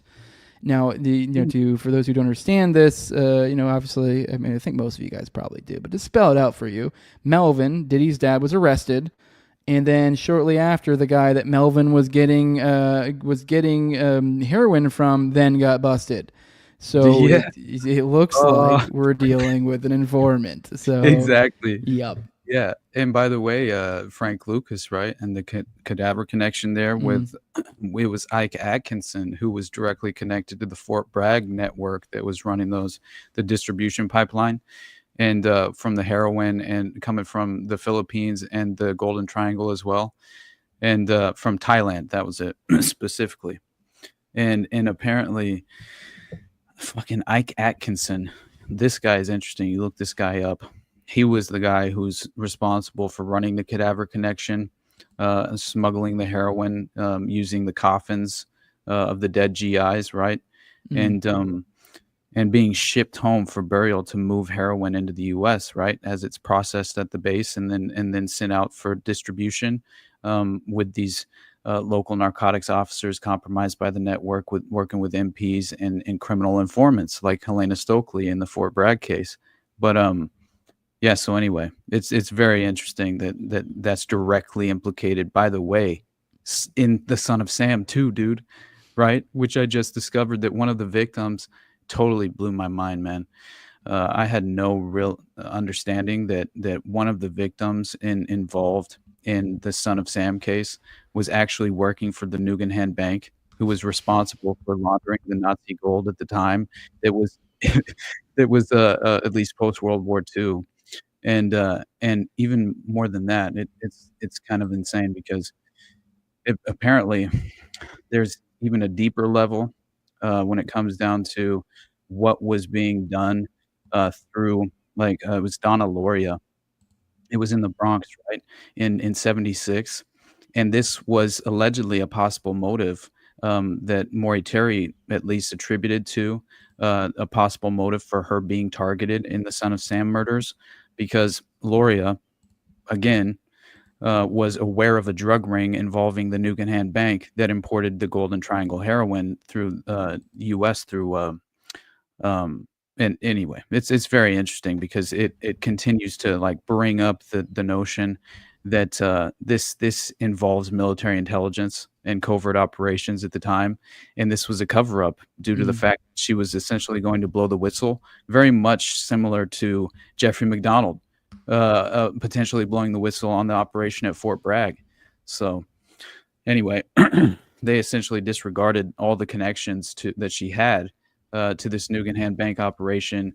And once you kind of find out what Nugenhan was really utilized for as an organization, it was a CIA contract, basically. It was a cutout contract with the former CIA operative who established the Nugenhan Bank named Michael Hand. And this guy, Bernie Houghton, was also closely connected to CIA officials. It was Ted Shackley's boys, man.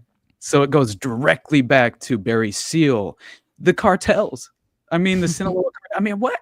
It is totally insane that you can track this to Danny Castellero's octopus. Yep. You can go from the Golden Triangle to Danny Castellero's octopus like that, and it's a direct connection. It's like the Kevin Bacon thing, but instead it's like two connections. Yeah, exactly. That is truly what it becomes. Yeah. But I did want to point out this little thing right here because we mentioned him being a federal foreman. I just the other people who claimed that the reason why I thought is to expound on that, I guess, is Melvin, the dad, was a federal foreman, almost certainly, judging by the clipping I just showed you, and there's other stuff we could show if you want to, but read this article. But it says if allegations from incarcerated contemporaneous label heads like Suge Knight and former bodyguards believe Sean Combs may have done the same, allegedly informing over the course of his career. So, I mean, the point being is that Suge Knight and other bodyguards have made claims, for a long time now, that Combs, Diddy, has been working with the feds, which is kind of pretty damn believable, which is kind of, honestly, let's be real, that's like me and Austin's, kind of hypothesis here, is that he wasn't working with the feds, he damn near was the feds. Yeah. Yeah. Yeah. And by the way, apparently the success of Uptown, right, the label, the success, allegedly, according to this investigative piece, which makes so much sense, man. And again, this is a thread that you can chart a course to modern day, man, from all the way back to, I mean, pre-Reagan, obviously, but that's very much implicated in as far as MCA being a huge key component in as far as this agency in the secret to Uptown's success. And so that alone really does kind of give me pause and raise a lot of red flags, because if you understand kind of the MCA, you mean Reagan's daddy? That's what I'm saying, man. That is exactly what I'm saying. And once you begin to realize that you have this Lou Wasserman, right, who's directly implicated as being yeah, exactly, dude. He said it. There you go. Who's essentially the mentor of Roy Cohn, and by the way, close friend of Meyer Lansky, apparently. We go directly to the kosher mafia. This strange cabal. This close to Bergenstein. 100%, man. And there's a claim, right, in a declassified DOJ document where you have this basically these many different sources that are cited in this document that claim that Reagan was a complete slave of MCA who would do their bidding on anything, and that MCA was directly connected to organized crime and the intelligence community at the time. And so they basically were saying that the organized crime elements connected to Wasserman were, again, this Meyer-Lansky syndicate, right? Where FBI powerful figures in the Lansky criminal enterprise were members of the FBI at the time, and also among the members of the Jewish mob. So you have this coalescing, this strange overlapping thread that, directly seems to bring in all these usual suspects to the surface, and so Real quick, the Trump's media mogul thing, that the title, I forgot. You mentioned it before we started. Is that is that what I'm thinking it is right now? The Reagan connection is that what you're getting at there, or is that something else? No, I was like, we can weave that in right now if so. But okay, no, all right, because we had talked about that on the phone before yesterday. Right. So It I didn't know. really It's like, could is that what be, you're but- implying? I forgot what it was. No, but yes, it could be. Yeah, 100%. There's a. By the way, I'll just go ahead and spoil it. We talked on the phone. There's a. I think you just mentioned it a minute ago, but the Roy Cohn to the MCA connection, as we mentioned, MCA was basically Reagan's handlers. He was essentially Reagan's, like, they were basically the power behind Reagan throughout. So much like, people imply the Kennedys, started from the mob, and that's kind of why they had issues later when, the mob hooked them up and then they fucked them over. I guess Trump's boy Cohn, was linked up with those guys too. So it's like, I think you said the guy, the main MCA guy or whatever was like the mentor of Cohn, or Cohn was his mentor. I forget which one it was. No, it was, so Cohn, Reagan's own mentor, Lou Wasserman, had close ties to the mob. Wasserman was Roy Cohn's mentor. So that's where you have that. And so Lou Wasserman, obviously Reagan's mentor, also the mentor of Roy Cohn. Okay, and who becomes Trump's mentor? Yeah, Where's my seeing Roy something? Cohn? This reminds me of in the military. You have this. They have this. You have this. Like, it's regular thing. Like, if you've ever been in the military and if you're like enlisted particularly, and you obviously you join, you start from a lower level. You're in a squadron level at some point, likely for the majority of your time. How this works usually is you have in each squadron you have I guess you call them like superintendents, and then you have like the commanders. I think different branches, different things, but essentially officers. The way it works, you have officers enlisted in the military, and officers are technically always in charge. You can be an E1, and technically speaking, you outrank an E9. And an E9 could be somebody who's done 30 plus years in the military, has literally reached the highest rank you could enlist in. An E1 is literally just some like dude who came out of college and took a couple week course. So it's my God. Technically that guy is in charge of him, but it's one of these things where people know that it's like, let's be real, you're not in charge. And so what happens is you end up with at squadron levels, you have superintendents and commanders are in charge, but commanders are usually some like O1 or O2 because it's like the lowest level of command. And then usually you have as a superintendent either like an E7 through E9. So that's going to be like a master sergeant, senior master sergeant, chief master sergeant. And these are guys who usually have done 15 plus years in the military. So they know their shit. They've been around for a while. They're usually paired up. As I just laid out, they're paired up because they're like, one's like his kind of his right-hand man. Technically the superintendent is supposed to be, the person who is in charge is technically the commander. But let's be real. We know how this works. You have a college kid who sits next to some like 15 plus year old dude who's probably in his 40s at this point. Probably has kids that are fucking in college and shit, like kids his age. And let's be real. How this works is this guy essentially ends up being like his handler. He's the real power. He's the one who goes, you need to go and do this, and then he has to go and say somebody and be like, it's like the equivalent of like when your dad there's always that story where like, some kid goes to his dad and he goes, that kid hit me. And he goes, you go hit him. You go hit him back. It's like, it's that. Like, that's what it is. It's like it's the same situation here. Like the Lou Wassermans, the fucking Cohns. They're the daddy. They're the daddy who goes, no, you go hit that kid. You don't take that from me, buddy. Dude, honestly, and you consider the framework of really just the perception of Reagan and who he was courting politically at the time. It's all these right-wing conservative Christian types, right, that are seemingly kind of really focused on prioritizing family values in many ways. At least that was kind of the notion. At least in my mind, that's kind of how I reflect back on it. And but you consider that, and then you realize the ties to who was surrounding Reagan. It's all these basically these gay hedonists, who are practicing this over sexualized lifestyle. I mean, Cohen himself dies of AIDS, right? And which is so crazy. And apparently the reason why Nancy Reagan was pushing Ronald Reagan to conduct apparently this specialized HIV/AIDS research campaign, it was all directly to help come up with some sort of a cure for Roy Cohn, which I had no idea because they talked personally on the phone all the time. That was apparently like almost on a daily basis. That it was sometimes multiple times a day, according to individuals within that were closest to Reagan. And so it turns out, of course, that you have all these similar connections between Cohn's inner circle.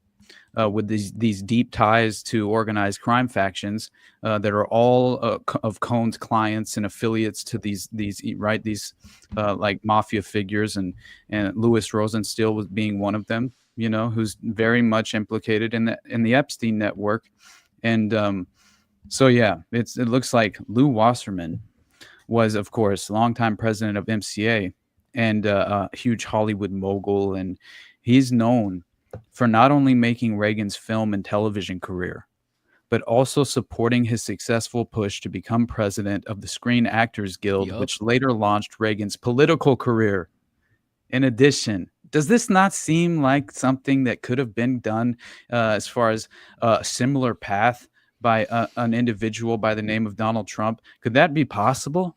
You ever wonder why people, why this comes around? Nancy the Throat Reagan? This sounds crude, but it is like a thing. Like, like anyone recalls, like all the rumors about Nancy Reagan. Like, keep in mind they came from the acting world, and also the realms that they're going through. Like, I don't know. What if Debbie Wasserman Schultz is actually affiliated with? That would be so fitting, considering that area of Florida, that county, right? That she's at least was responsible for forever, essentially being the one where all the mass shootings and all these insane scandals occur. But I didn't mean to cut you off, bro. Oh no, you're good. I wasn't even going to say anything. But no, I mean, okay. Well, I did want to go back to the his like early stuff at some point. But you are fucking cooking. So I mean, if there's something else you wanted to go on that point, I don't want to dictate you away from what you're saying. Hey man, we can always come back to this. When you see, it's unmistakable at a certain point. You cannot mistake this for being something else. In my mind, it's almost undeniable that this MCA, being a major financier of this 1966 Reagan's successful gubernatorial bid, right? Okay, not long after he becomes president, his administration controversially shuts down a massive Department of Justice probe into MCA's ties to organized crime. Get the fuck out of here. Like, that's the type of shit that once you see, like, okay, what about, oh, here we go. This is a fitting moment for me to play this dude, because this will blow your mind, considering that context. And then what we're discussing with Diddy. And then listen to this. Could there be rivaling sexual blackmail operations at play that potentially, some people have basically outlived, their usefulness, and also potentially made political enemies with individuals who might be within the same framework of human compromise that could easily bring you down a peg or two, let's say. Yeah, I smell where you're stepping in. So listen to this and consider what actually might have a little quiet, happened. By the way. So that's when you actually have to turn up. Sorry, sometimes you got Jessica's audience volume shit. But listen to this and consider. You shouldn't make political enemies when you're running a human sexual blackmail operation, right? White men like Trump need to be banished. That way of thinking is real dangerous. This man literally threatened the lives of us and our families about going to vote. Stand back and stand by. Stand back and stand by. Yeah. We're in a war. We're not taking this like it's a war. We're taking this like, oh, we're in a presidential election. No, we're in a war of love versus hate. The number one priority is to get Trump out of office. Just saying, like, if you are potentially, let's say there are rivaling factions of organized crime in DC, you know, they're vying for positioning at all times, organizations that they can launder their, you know, illegal means through, running plausible deniability cutouts. They're just undeniable connections to Diddy and Trump. Undeniable connections at this point to this strange, as they put it on Unlimited Hangout, this strange intersection, kind of bringing together the two networks in many ways. It is interesting. That does show kind of how he influences narratives, because it is like that does show, like, obviously assuming that the text in that tweet that we said there, that I guess he's looking to ask Trump for a pardon, and obviously you're implying that perhaps he has blackmail or something on him. But what I saw out of that was, it was interesting that, like, obviously, you know, people might remember him from like the Get Out and Vote. Then we got this, like, oh, it's a war, and like, and then also you know, pair that with all as the Diddy stuff was rolling out. Remember when this Diddy stuff popped off? This was like kind of around the crunch time of the election, and that's when all of a sudden you hear all these, oh, Trump's the worst, Trump this, Trump that, and like, obviously you can make a case as them trying to keep Trump out, and sure, maybe that's the case, or I mean, really, that's kind of beside the point. The point is more that that's like there's obviously some sort of narrative being pushed, and we're seeing, it almost looks like we're seeing the levers of influence behind the scenes. Exactly. Much similar, like I've used this example a few times, because when I had Clint on over the weekend, we talked a little bit about the whole BX Kyle Seraphin thing, and he kind of, we mentioned in passing how there was something a while back where like me and him were talking like in the Tower Gang group chat or something about how like some story or something, and then Kyle was the one that then like got in his DMs like, no, this isn't legit, this, that, this, really this. And it was something that I wish I could remember what it was that I had a different take on, and I was like, and it was one of those things that I think it didn't really matter that much, because I was just like, I don't know, I didn't really care to take the time to be like, no, Clint, this, point this, or like whatever. But it was, I just remember keeping an eye on it and be like, oh, that's kind of interesting. And you know, and then obviously then he ended up being the one that I guess, you know, blew up fucking BX's chance to go on, ironically, Sean Ryan's show. So, which, while we give it shit, it's huge. So that would have been great for BX. So like, hell, same thing. If Sean Ryan would have me on a show, I'd go on. I don't know if we'd, there might be a few awkward moments where he says some things and I either have to push back or go, all right, dude, and just move on. Cause like, I don't think we obviously don't see eye to eye. That's so. But whatever, if that dude for some reason wants to amplify my message, I mean, let it be to his detriment, I guess. Right. Yeah. But no kidding. Yeah. I think we'd be butting heads very, very quickly. But but anyways, the point being is like how these characters move behind the scenes, and how exactly, you know, they enter into the like, oh, you know, oh, you should do this instead of that, and it's like the seen and the unseen, like we don't see that, we don't see who's in these private groups, who's doing this, who's doing that. I didn't even mention in APAC earlier when we mentioned how they could insert their individuals in certain, I think they even said something like, I don't know if it was like conversations or what they said. It reminded me of the Telegram chat. And then remember we had a Berg in there? Yeah. Yeah. 100%, so who was that APAC that's exerting their influence there? I don't know. I mean, no kidding. It's hard to say. Obviously, they would never admit it. I mean, you remember how like Mike Walls was so squirrely about like this, and he was kind of like, oh, I take full responsibility, and they're like, oh, so was this like you, or was this like no, I take full responsibility. But you know how like things like, so not really taking full responsibility, also acting like, oh, it's some sort of accident, or I don't understand how this could even happen, not making sense. You know what would really fill in that blank there of why it's not making sense, and why everyone seems to not have a word to say about Walls, everyone takes his back, everything. You know what would make sense about that? If it was APAC's fault. Exactly. Yeah, that literally is what would make all of that make sense. That whole entire Telegram thing, you know what would make that entire story make sense? Insert APAC, insert Israel. Now this story makes sense. For sure. So, but no one was copying up to it, and it's like one of those things you can't prove. So it's like, I don't know, you know, like, But then we have this story that goes, oh, look how we can enter into their their conversations and such, and we can be right in there with them, you know? Right. No, man. Have you seen Sam going at Misfit Patriot? No, I can't. I can't Dude, say I it's have. been Yeah. funny. Yeah, It's I been don't know. pretty I funny, try but- to. I mean, it's fun to take the piss out of him occasionally, but you know, sometimes Yeah. you gotta ignore him because we're kind of sort of feeding him. Yeah, absolutely, man. Yeah. But this is the quote that I always found so amazing, and then we can pivot back to just finishing off a couple last points. I wanted to mention the Yeah, Diddy. I only have a couple points on the Diddy like growing up thing. So yeah, but Sounds good. But yeah, so this is crazy. This is from Sean Swords and his documentary Wages of Spin 2, Bring Down That Wall, regarding MCA's ties to the Reagan administration. And he says Ronald Reagan was an opportunist, right? His whole career was guided by MCA, by Wasserman and MCA founder Jules Stein, who bragged that Reagan was malleable, that they could do what they wanted with him. That thing about Reagan being tough on organized crime, that's a fallacy. So yeah, I like that quote because it's just perfect for what he allegedly represented at the time. And the inverted moral landscape that we truly reside in, like, is it not the perfect example on how we kind of expose that the true nature of power? I mean, 100%. that is it. That is my ultimate question. What is the true nature of power?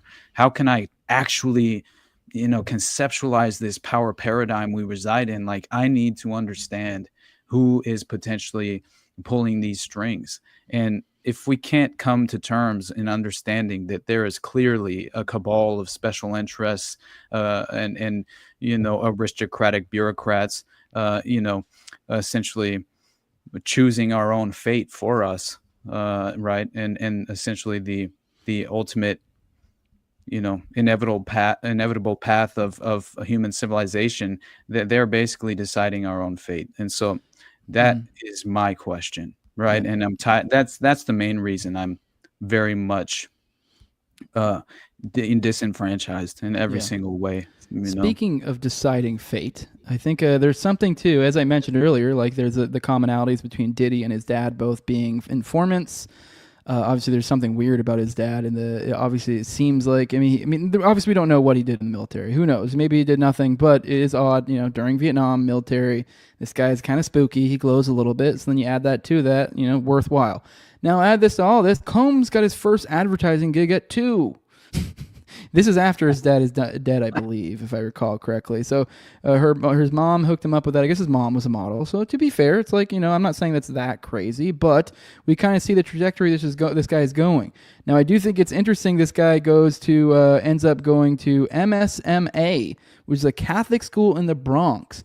And I'm not even going to take the time to go through all the different allegations because it's actually pretty fucking extensive. Like multiple people at different times, all within a give or take a few years of around the time that Combs was in school. And there were so it was a Catholic school, and there were all sorts of sexual, like particularly probably the most notable would be the principal that got busted. But yeah, there were multiple people from that school that got busted, like a handful of them, and different connections. One of which I think the most on the nose one was the one that there was someone where they said that there was someone in his class. They couldn't confirm who. Here we go, right here. Principal Brady, who allegedly fondled the plaintiff in the nurse's office in 1985 when Doe was 16. John Doe, obviously. This means we don't know who it is. It appears this unnamed potential victim would have been in the same class as Combs. Now, obviously, I'm not saying that it is Combs, but this was a bunch of diddling going on here, and there were a bunch of different kids that did it, and they were all roughly. This isn't the only example. I'm just saying this is one example where it was someone who was in his class. So it's like, then there were other ones that we didn't know what class they were in, but they existed at a time where he would have been in high school. So it's like, there were other ones that could have been one. This is just that could have been him. This is just the most likely.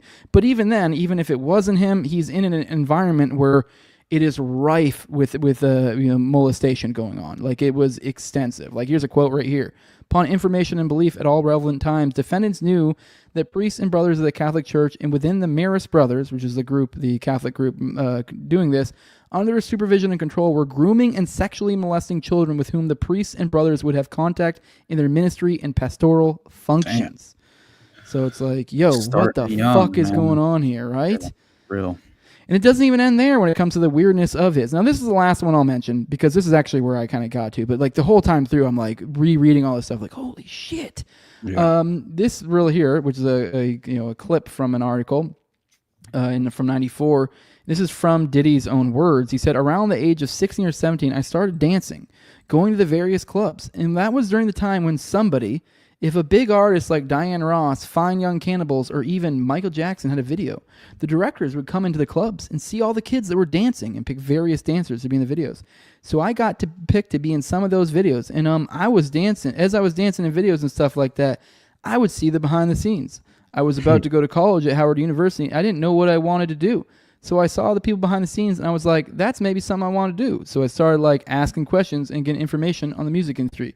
By the way, I just realized I put a slightly black accent on there. I know. I was just noticing. I can't even help it. I'm just that good. That's so funny. But yeah, no. Apparently, I think he said he seemingly claimed he was cast as a background. I don't know. I have to read the larger article. Never mind. I get what he says. Or even Michael Jackson had a video. I think that phrasing does kind of imply it, but obviously he's kind of retarded, so I don't know. That might just mean he was including them amongst Diana Ross and the Fine Young Cannibals. So either way, the implication here is that he's involved in music videos as a minor in the top level music videos. And his explanation is, I just used to like dance at clubs, and people would just show up and be like, oh, you look cool, you should be in a music video. As if that's how that fucking went down. As if we're fucking retarded. No, he was sucking on some dicks. Like, let's be real. Like, it was fucking, these people would, and I'm sure it was like they would show up to the clubs, but I bet you it was like a show up to the club, it's socialize, interact, fuck, cast. Yeah. Oh, no doubt. Yeah. Yeah, I think there's a lot of homosexuality involved in the hip hop industry more so than people are. Yeah. Like, it's being much more recognized in modern day. I mean, you look at those crazy clips of Tupac. He's so overtly feminized at that young age, right? Like, strange. And I know he was a thespian and like very much involved in acting and like Shakespearean theater at the time, like even, and like dude has a strange background. Who did he? But no, fucking Tupac. Tupac. Okay, yeah. Right. Yeah. Oh, yeah. Okay, my bad. I didn't catch you said Tupac, but yeah, he was a flaming homo. Blows my mind, man. You know, like there's you've seen the video of him talking where he thought like, that's what I was mentioning, basically alluding to was that video. He's so overtly feminized, like in many ways. You know, like I don't know how this never clicked in my head. But I just, as you were saying that, I remembered, he used to date Jada Pinkett Smith, or she claimed they dated, or were homegirls or homeboys or something. That's her true love. And then now I'm thinking about it, and I just, for some reason, I just put two and two together. Will Smith, that's who Jada Pinkett Smith is most known for, being his wife. Wife's name. Dude was totally gay. Like, let's be real. Will Smith is gay. Like, I mean, like, he's 100% gay. They've admitted they were in an open relationship for years. Like. It's the only thing that explains all of this. Like, if you see the whole ongoing, Jada and Will, whatever, like, it only makes sense that he's gay. Like, let's be real. So then you pair that with her saying she was Tupac's. I don't know if she claimed they dated. I mean, you did say they were true love or whatever, but it's like, I don't know. This seems like this broad likes being a beard, you know? Oh, yeah. No doubt. Yeah, and he's totally right about Tupac's mom being a Black Panther. All those strange, civil rights organizations back then, like the SLA, man, perfect example, right? Like, that was all happening at the time. They're creating these organizations out of whole cloth, or infiltrating and disrupting the leadership at the leadership level, at least, and kind of leveraging the organizations for their own benefit, whether it's a pretext to crack down domestically, right? Or but still, you never know, because there's such a thick intelligence overlap with a lot of the members of those organizations, that many of them seemingly are either intelligence assets or flat out operatives. So not surprised, but I don't think we're here's the. I want to talk about Diddy Tunnels briefly, and then we. Oh can yeah, I totally forgot. That's my bad. I should have warned you a while ago. No, you're good. Dude, don't worry, man. And yeah, we're just not gonna get to the Larry Ellison story, which was the really like the media mogul thing. But if you show up tomorrow, we'll do it tomorrow. If not, Yeah. I got stuff I can do. So we'll see. Sounds good. Yeah. But this is nuts, bro. Sean Diddy Combs paraded man in penis mask around freak off party while Jay-Z, Beyonce, and LeBron James watched, according to this lawsuit. So let's get into the Diddy Tunnels. Yeah, 100%. And this is strange because this individual suing Diddy claims he was raped and sexually assaulted and Sorry, forced. once again, I know I'm going to get yelled at by somebody for cutting you off. Gerald Hall pointed out not MK'd at all. I didn't even pick up that no, as we just talked about, what was it, the other day, we were talking about how like when it comes to trauma and how it's like these weird rate, like they make it weird, they make it bizarre. I'm not saying obviously anyone's experiencing trauma there, although I wouldn't be surprised if someone was experiencing trauma, but it's bizarre. Anyways, Yeah, it sounds like he was probably exposed to trauma-based mind control on a certain level. You know, I mean, honestly, if you're abused sexually at a very young age, that's mind control in essence, just because it's going to psychologically affect you for life. I mean, in my mind, you would have to at least have to grapple with that for the rest of your life, I would have to imagine. So, but anyway, that's typically how the sociopathic inclination begins, though, for many people. You know, they were products of abuse and then facilitated that abuse themselves. That's always what tends to happen. And so anyway, according to this lawsuit that was filed in Florida, Joseph Manzaro is the accuser, and he claims that Diddy facilitated and engaged in the trafficking of the victim and directly perpetrated acts of sexual violence toward him in early April 2015. The alleged victim name drops several celebrities whom he allegedly saw at the party in this lawsuit, including, as I mentioned, Jay-Z, Beyonce, LeBron James, Gloria and Emilio Estefan, and more. And more. While Manzaro claims the aforementioned celebrities allegedly witnessed Combs' assault firsthand, he is only suing the Bad Boy Records founder and Emilio for misconduct, along with individuals Eric Mejias, Brendan Paul, and Adria English, per the lawsuit. So it looks like representatives, obviously, for at least Jay-Z, Beyonce, and LeBron, they obviously deny the allegations and claim that I think a spokesperson for LeBron was saying that it's demonstrably false. Not Emilio, the mighty duck man, I swear to God. He turned around and tipped his hat like this. Dude, A Night at the Roxbury is one of the funniest fucking movies ever. I haven't watched it in so long. But anyway, so it's very interesting when you get into a little bit of the details here, because at the time in 2015 in April, a basic search on LeBron shows he's obviously still playing with the Cavs at the time. And but it's interesting because there's this so essentially Diddy's legal team denying the claims as well, claiming obviously the truth would come out and surface later. But these court documents, they claim that at least Manzaro alleges he felt a greasy substance resembling Vaseline on his hand upon arriving home to his West Palm Beach, Florida residence, trying to unlock his door in 2015, which is strange. Plaintiff attempted to wash his hands but lost consciousness before he could do so. Now remember, that strange lubricant that was discovered at Diddy's, which everybody was claiming was like a sort of what was it? It was basically liquid ecstasy, but it's a different version that's used for like actual mind manipulation. Was that ever confirmed though? Because I heard people saying that, but they were theorizing, but I don't remember anything that showed that to be the case. I mean, I'm not expecting you offhand. If you do find it, let me know later. I know that it was detailed in the lawsuit. Yeah, I think it was something to do in the loss. Oh, okay. Was this a different one? Because I remember it came up in the past. It was the original Lil Rod lawsuit. Right. Yeah. Okay. All right. Yeah. So I know that And then obviously everybody knew the reports of the ludicrous amount of lubricant that it was. Yeah, it was. That was already from the jump. Like even if it was lube, you're like, what? Like, yeah, I think that was the thing a lot of people jumped on was like, that's an insane amount of lube. Like I feel like this is something else. So I mean, yeah. Do 100%, but still, and I forget the name of the actual GHB. chemical. Yeah, GHB. That's it's it. Right. It's isn't that rohypnol, I think, or whatever? Yeah, it's the right drug. It definitely you lose short-term memory, your ability to kind of it's very much seems like at least strategically viable within the context of sexually assaulting someone unbeknownst to them, waking up sore type of situation, right? And which tends to happen very often in this context. So, but yeah, so he claims this is he loses consciousness, and stating in the lawsuit that he allegedly wakes up in the back seat of a moving vehicle, and also he was taken to the Estefan's mansion on Star Island Drive in Miami.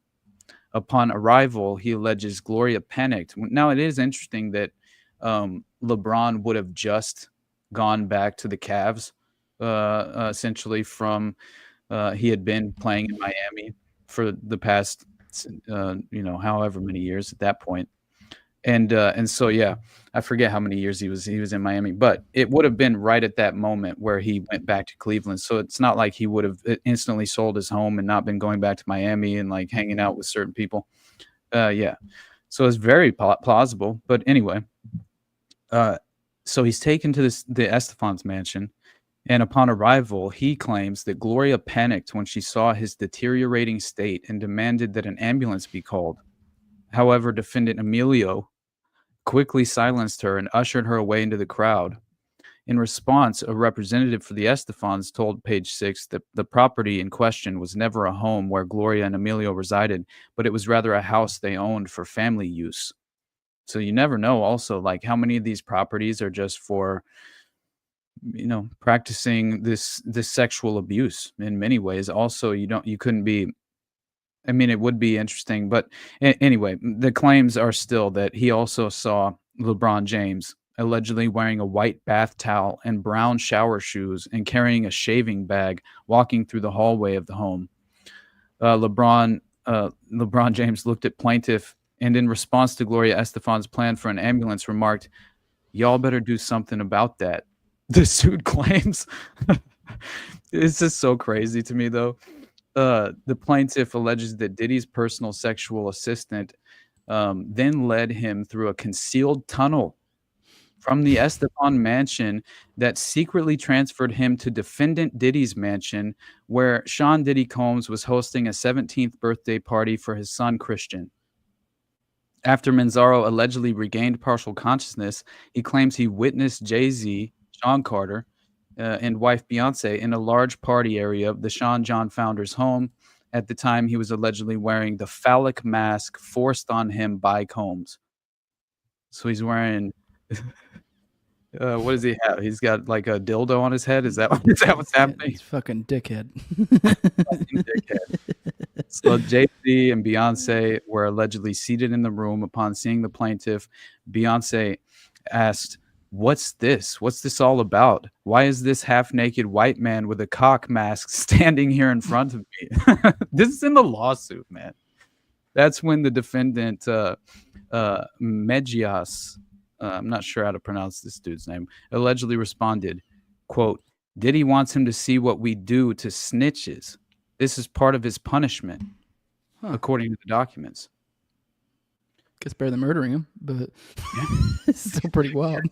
Sexually, like humiliate him, I'm not sure. But so then this is when he claims he's forcibly paraded through multiple rooms filled with people who were jeering and taunting him while he's wearing this mask. And Diddy explicitly ordered plaintiff's degradation, stating he's going to find out what we do to snitches tonight, get him undressed. Plaintiff was stripped and placed inside a shower area where two unidentified women forcibly washed him while defendants Eric and Bonnie Rivera watched. Following this, the plaintiff was dressed in a small thong bikini bottom and a black leather mask with a rubber dam forcibly inserted and zipped closed over his head. A locking sex device was affixed to the mask, which protruded from his mouth. Manzaro further alleges in the lawsuit that he was subjected to degrading and non-consensual acts at the direction of defendants Diddy and Adria. Oh, they made him do the fucking what is it? The Workaholics thing. It was like the first season where he had the fucking dildo mask on, and he's yeah, and he's in so much pain. and he's like telling all his friends he has a girlfriend and how great it is, and they walk in on him like, oh yeah, that middle-aged woman that he's the Adams with. Oh yeah, dude. Yeah. Oh yeah, she lets me have sex with her. Like, yeah. Oh my god. So it looks like he's sexually assaulted, forced to partake in this unwanted sexual activity using this mask and sex toy and a large black leather ottoman fist until he lost consciousness again. There were no parties thrown at that property between 2012 and 2019. We have all necessary documentation to support these facts and will provide it to the court, is the claim of as far as the defense. So it looks like it was technically, I mean, the exact same time as this 17th, at least Diddy's son's 17th birthday party. But on the same day, Jay-Z was reportedly in New York, not Florida, visiting the Hostas Community College to speak about the state of the music industry and his streaming platform, Tidal. So there's a lot of people who are attempting to push back at these allegations firsthand, at least like for the claims of the direct involvement of the celebrities. But yeah, who knows? At the very least, it's worth acknowledging, you know, some of the most extraordinary claims that were made in the new lawsuit. 100%. I mean, I've warned, we've talked about this before, but I would warn people to be cautious. Absolutely. You know, because I mean, these are all just things that are in you know, in legal documents. These are all just claims, and I wouldn't be the least bit surprised. Yeah, I wouldn't be the least bit surprised if there's some that, you know, some of these suits get thrown in there as intentional bullshit to kind of muddy the waters. So yeah, just keep your head on a swivel. Don't get too committed to any piece of information unless you trust the original source. And by that I don't mean like I got this information from Sean Ryan. I mean like literally like, oh, here's the surveillance tape of this. Here's the, you know what I mean, like an actual primary source. But with that, I think we hit it all, dude. I mean, we went a little long, but like we got basically everything. I guess we did want to talk a little bit about Ellison, but we can come back to that. I forgot. Yeah. Shit, man. You have like probably damn near. We have a whole other episode we could easily do. No problem. So I don't know if you're available. Come tomorrow. If not, I don't know what your plans are tomorrow, because that would be definitely have more than enough. If not, we could probably save it for next week. It's just promise the longer it goes, the more likely you are to forget about it or get overshadowed by newer news. Exactly. So with that, yeah, I think we're good. Yeah, I mean, I'm supposed to be letting you run this. I don't know why I'm talking right now. You lead, buddy. Oh no, you're good, man. Yeah, honestly, guys, I did publish the Monica interview yesterday. So at least it's on my platforms as well now. You can I think it's RSS available as well. So check that out. Definitely had a good time. And then before you give your view to a woman, go give it to Hassan instead, okay? I'm just kidding. Oh my god. No, go support Monica. She's the best. I love Monica. She's a shit. Yeah, and beyond that, man, just you guys know the best place to support me is patreon.com/theunderclasspodcast.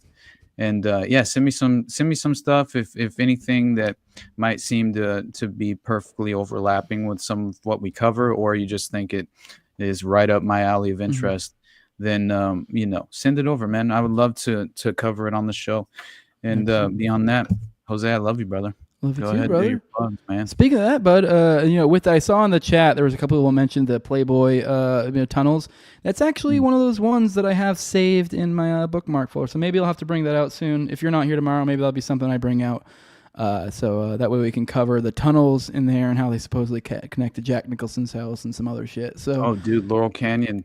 Yeah, that shit came up in Laurel Canyon when I did that episode. I didn't realize that there was a home where they basically were all coalescing there. I forget the name of it. It was the one with what's his name from oh shit, I can't remember his name right now. But anyway, Basically, he's from his dad was intelligence. Remember, he's a guitarist. Frank Zappa. Damn it, I couldn't remember his name at the time. But yeah, they were all hanging out at this Laurel Canyon residence that had underground tunnel systems, and I forget to which properties, but it was specifically implicated, like this vast network at play. So it's very interesting. But anyway, yeah. But with that, for those who want to support my show, and I guess kind of both of our shows, let's be real. Make sure to like, share, subscribe, comment, leave a 5-star review on iTunes, Spotify. You can follow me or Austin. I actually really follow both of us. I'm Tower Gang at Tower Gang Jose. Austin's at Theater Thug AWP. So make sure you're following all of our stuff. Obviously, if you got to pick one, pick mine. But do both. Do both. There's no reason you don't need to pick. It's free. You can do both. But if you do want to support the show, you can support the show and get a product out of it. If you're a shaver out there, I wouldn't recommend it for the women, to be honest. But men, shaving your face, I wouldn't recommend shaving your body with it, but you can. The single blade safety razors, it's the way to go. Nadeau Shave Co. Use Jose at checkout for 10% off. But if you do want to directly support the show financially, I would highly appreciate it. But if you're not in a spot you can do that, please don't. Support you and your own first, and then maybe consider supporting us. But Patreon.com/NoWayJose2020. The lowest level is $2. Not that much. I feel like most people can swing that. And at that $2 level, you get early access to episodes. I think I have like 4 behind the paywall right now. That's the goal. I was upping it from like 1 or 2 to now like 4 because I would always like end up having none on accident. But I'm shooting for 2 a week these days. I'm actually, I think Austin's supposed to be coming on tonight. We're supposed to be finishing our Watergate series. So if you guys are a patron, you'll be able to see me and Austin again tonight at 9:30 p.m. Eastern. You also get the ad-free RSS feed there. So I know a lot of people like to complain about the ads on audio. Well, hey, if you become a patron for $2, you don't have to deal with those ads anymore. And honestly, I'm probably losing money there. I don't know. I mean, I've never really bothered to figure out what a single user I get out of ads, but I don't know. You're probably making me lose money, but hey, that's the way to go. Make your listening experience a little bit better. Then also you can get the video chat function on me and Austin's weekly Already Dead. I actually saw, I believe, Gerald, I saw you in the chat. You were talking about calling in on Tuesday. You definitely should call in.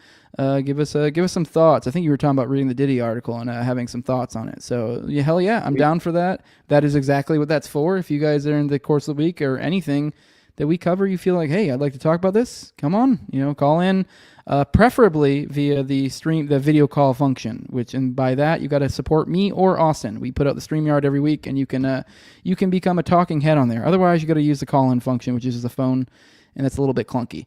But my highest levels, my sponsors, read them off every episode. It's a big thank you. My co-host in Tower Gang, at Tower Gang Toad, also at Abrogate D's, at ZOVRECK, at _Infant Zeal, Tim Tuttle, at Jawline Klebold, and Will Bell's Delicious Blueberry Rabbit Eye Wine, then big fan of the show, Torrin May, and at INWARD Lover. But yeah, that's all I got, buddy. I love you all. No, you gotta say the deuces now because you're running. Oh shit, yeah. All right, yeah, guys, nothing but love. You know this. Fucking as he said, like, share, subscribe, give us a follow, and yeah, man. Again, if anything we've ever done resonates, give us a little bit of support if you can swing it. Otherwise, you already know, man. I love everybody that makes it, and we'll talk to you probably tomorrow morning. If you don't. Yeah. Have a good rest of your day, guys. What is it? Thursday, huh? Thursday, yeah. I usually try to announce at the beginning. I feel like that seems like what we should do on a daily show, but I fuck up half the time. Fuck it, man. Have a good day, you guys. Enjoy the rest of your Thursday. We'll catch you tomorrow. Deuce.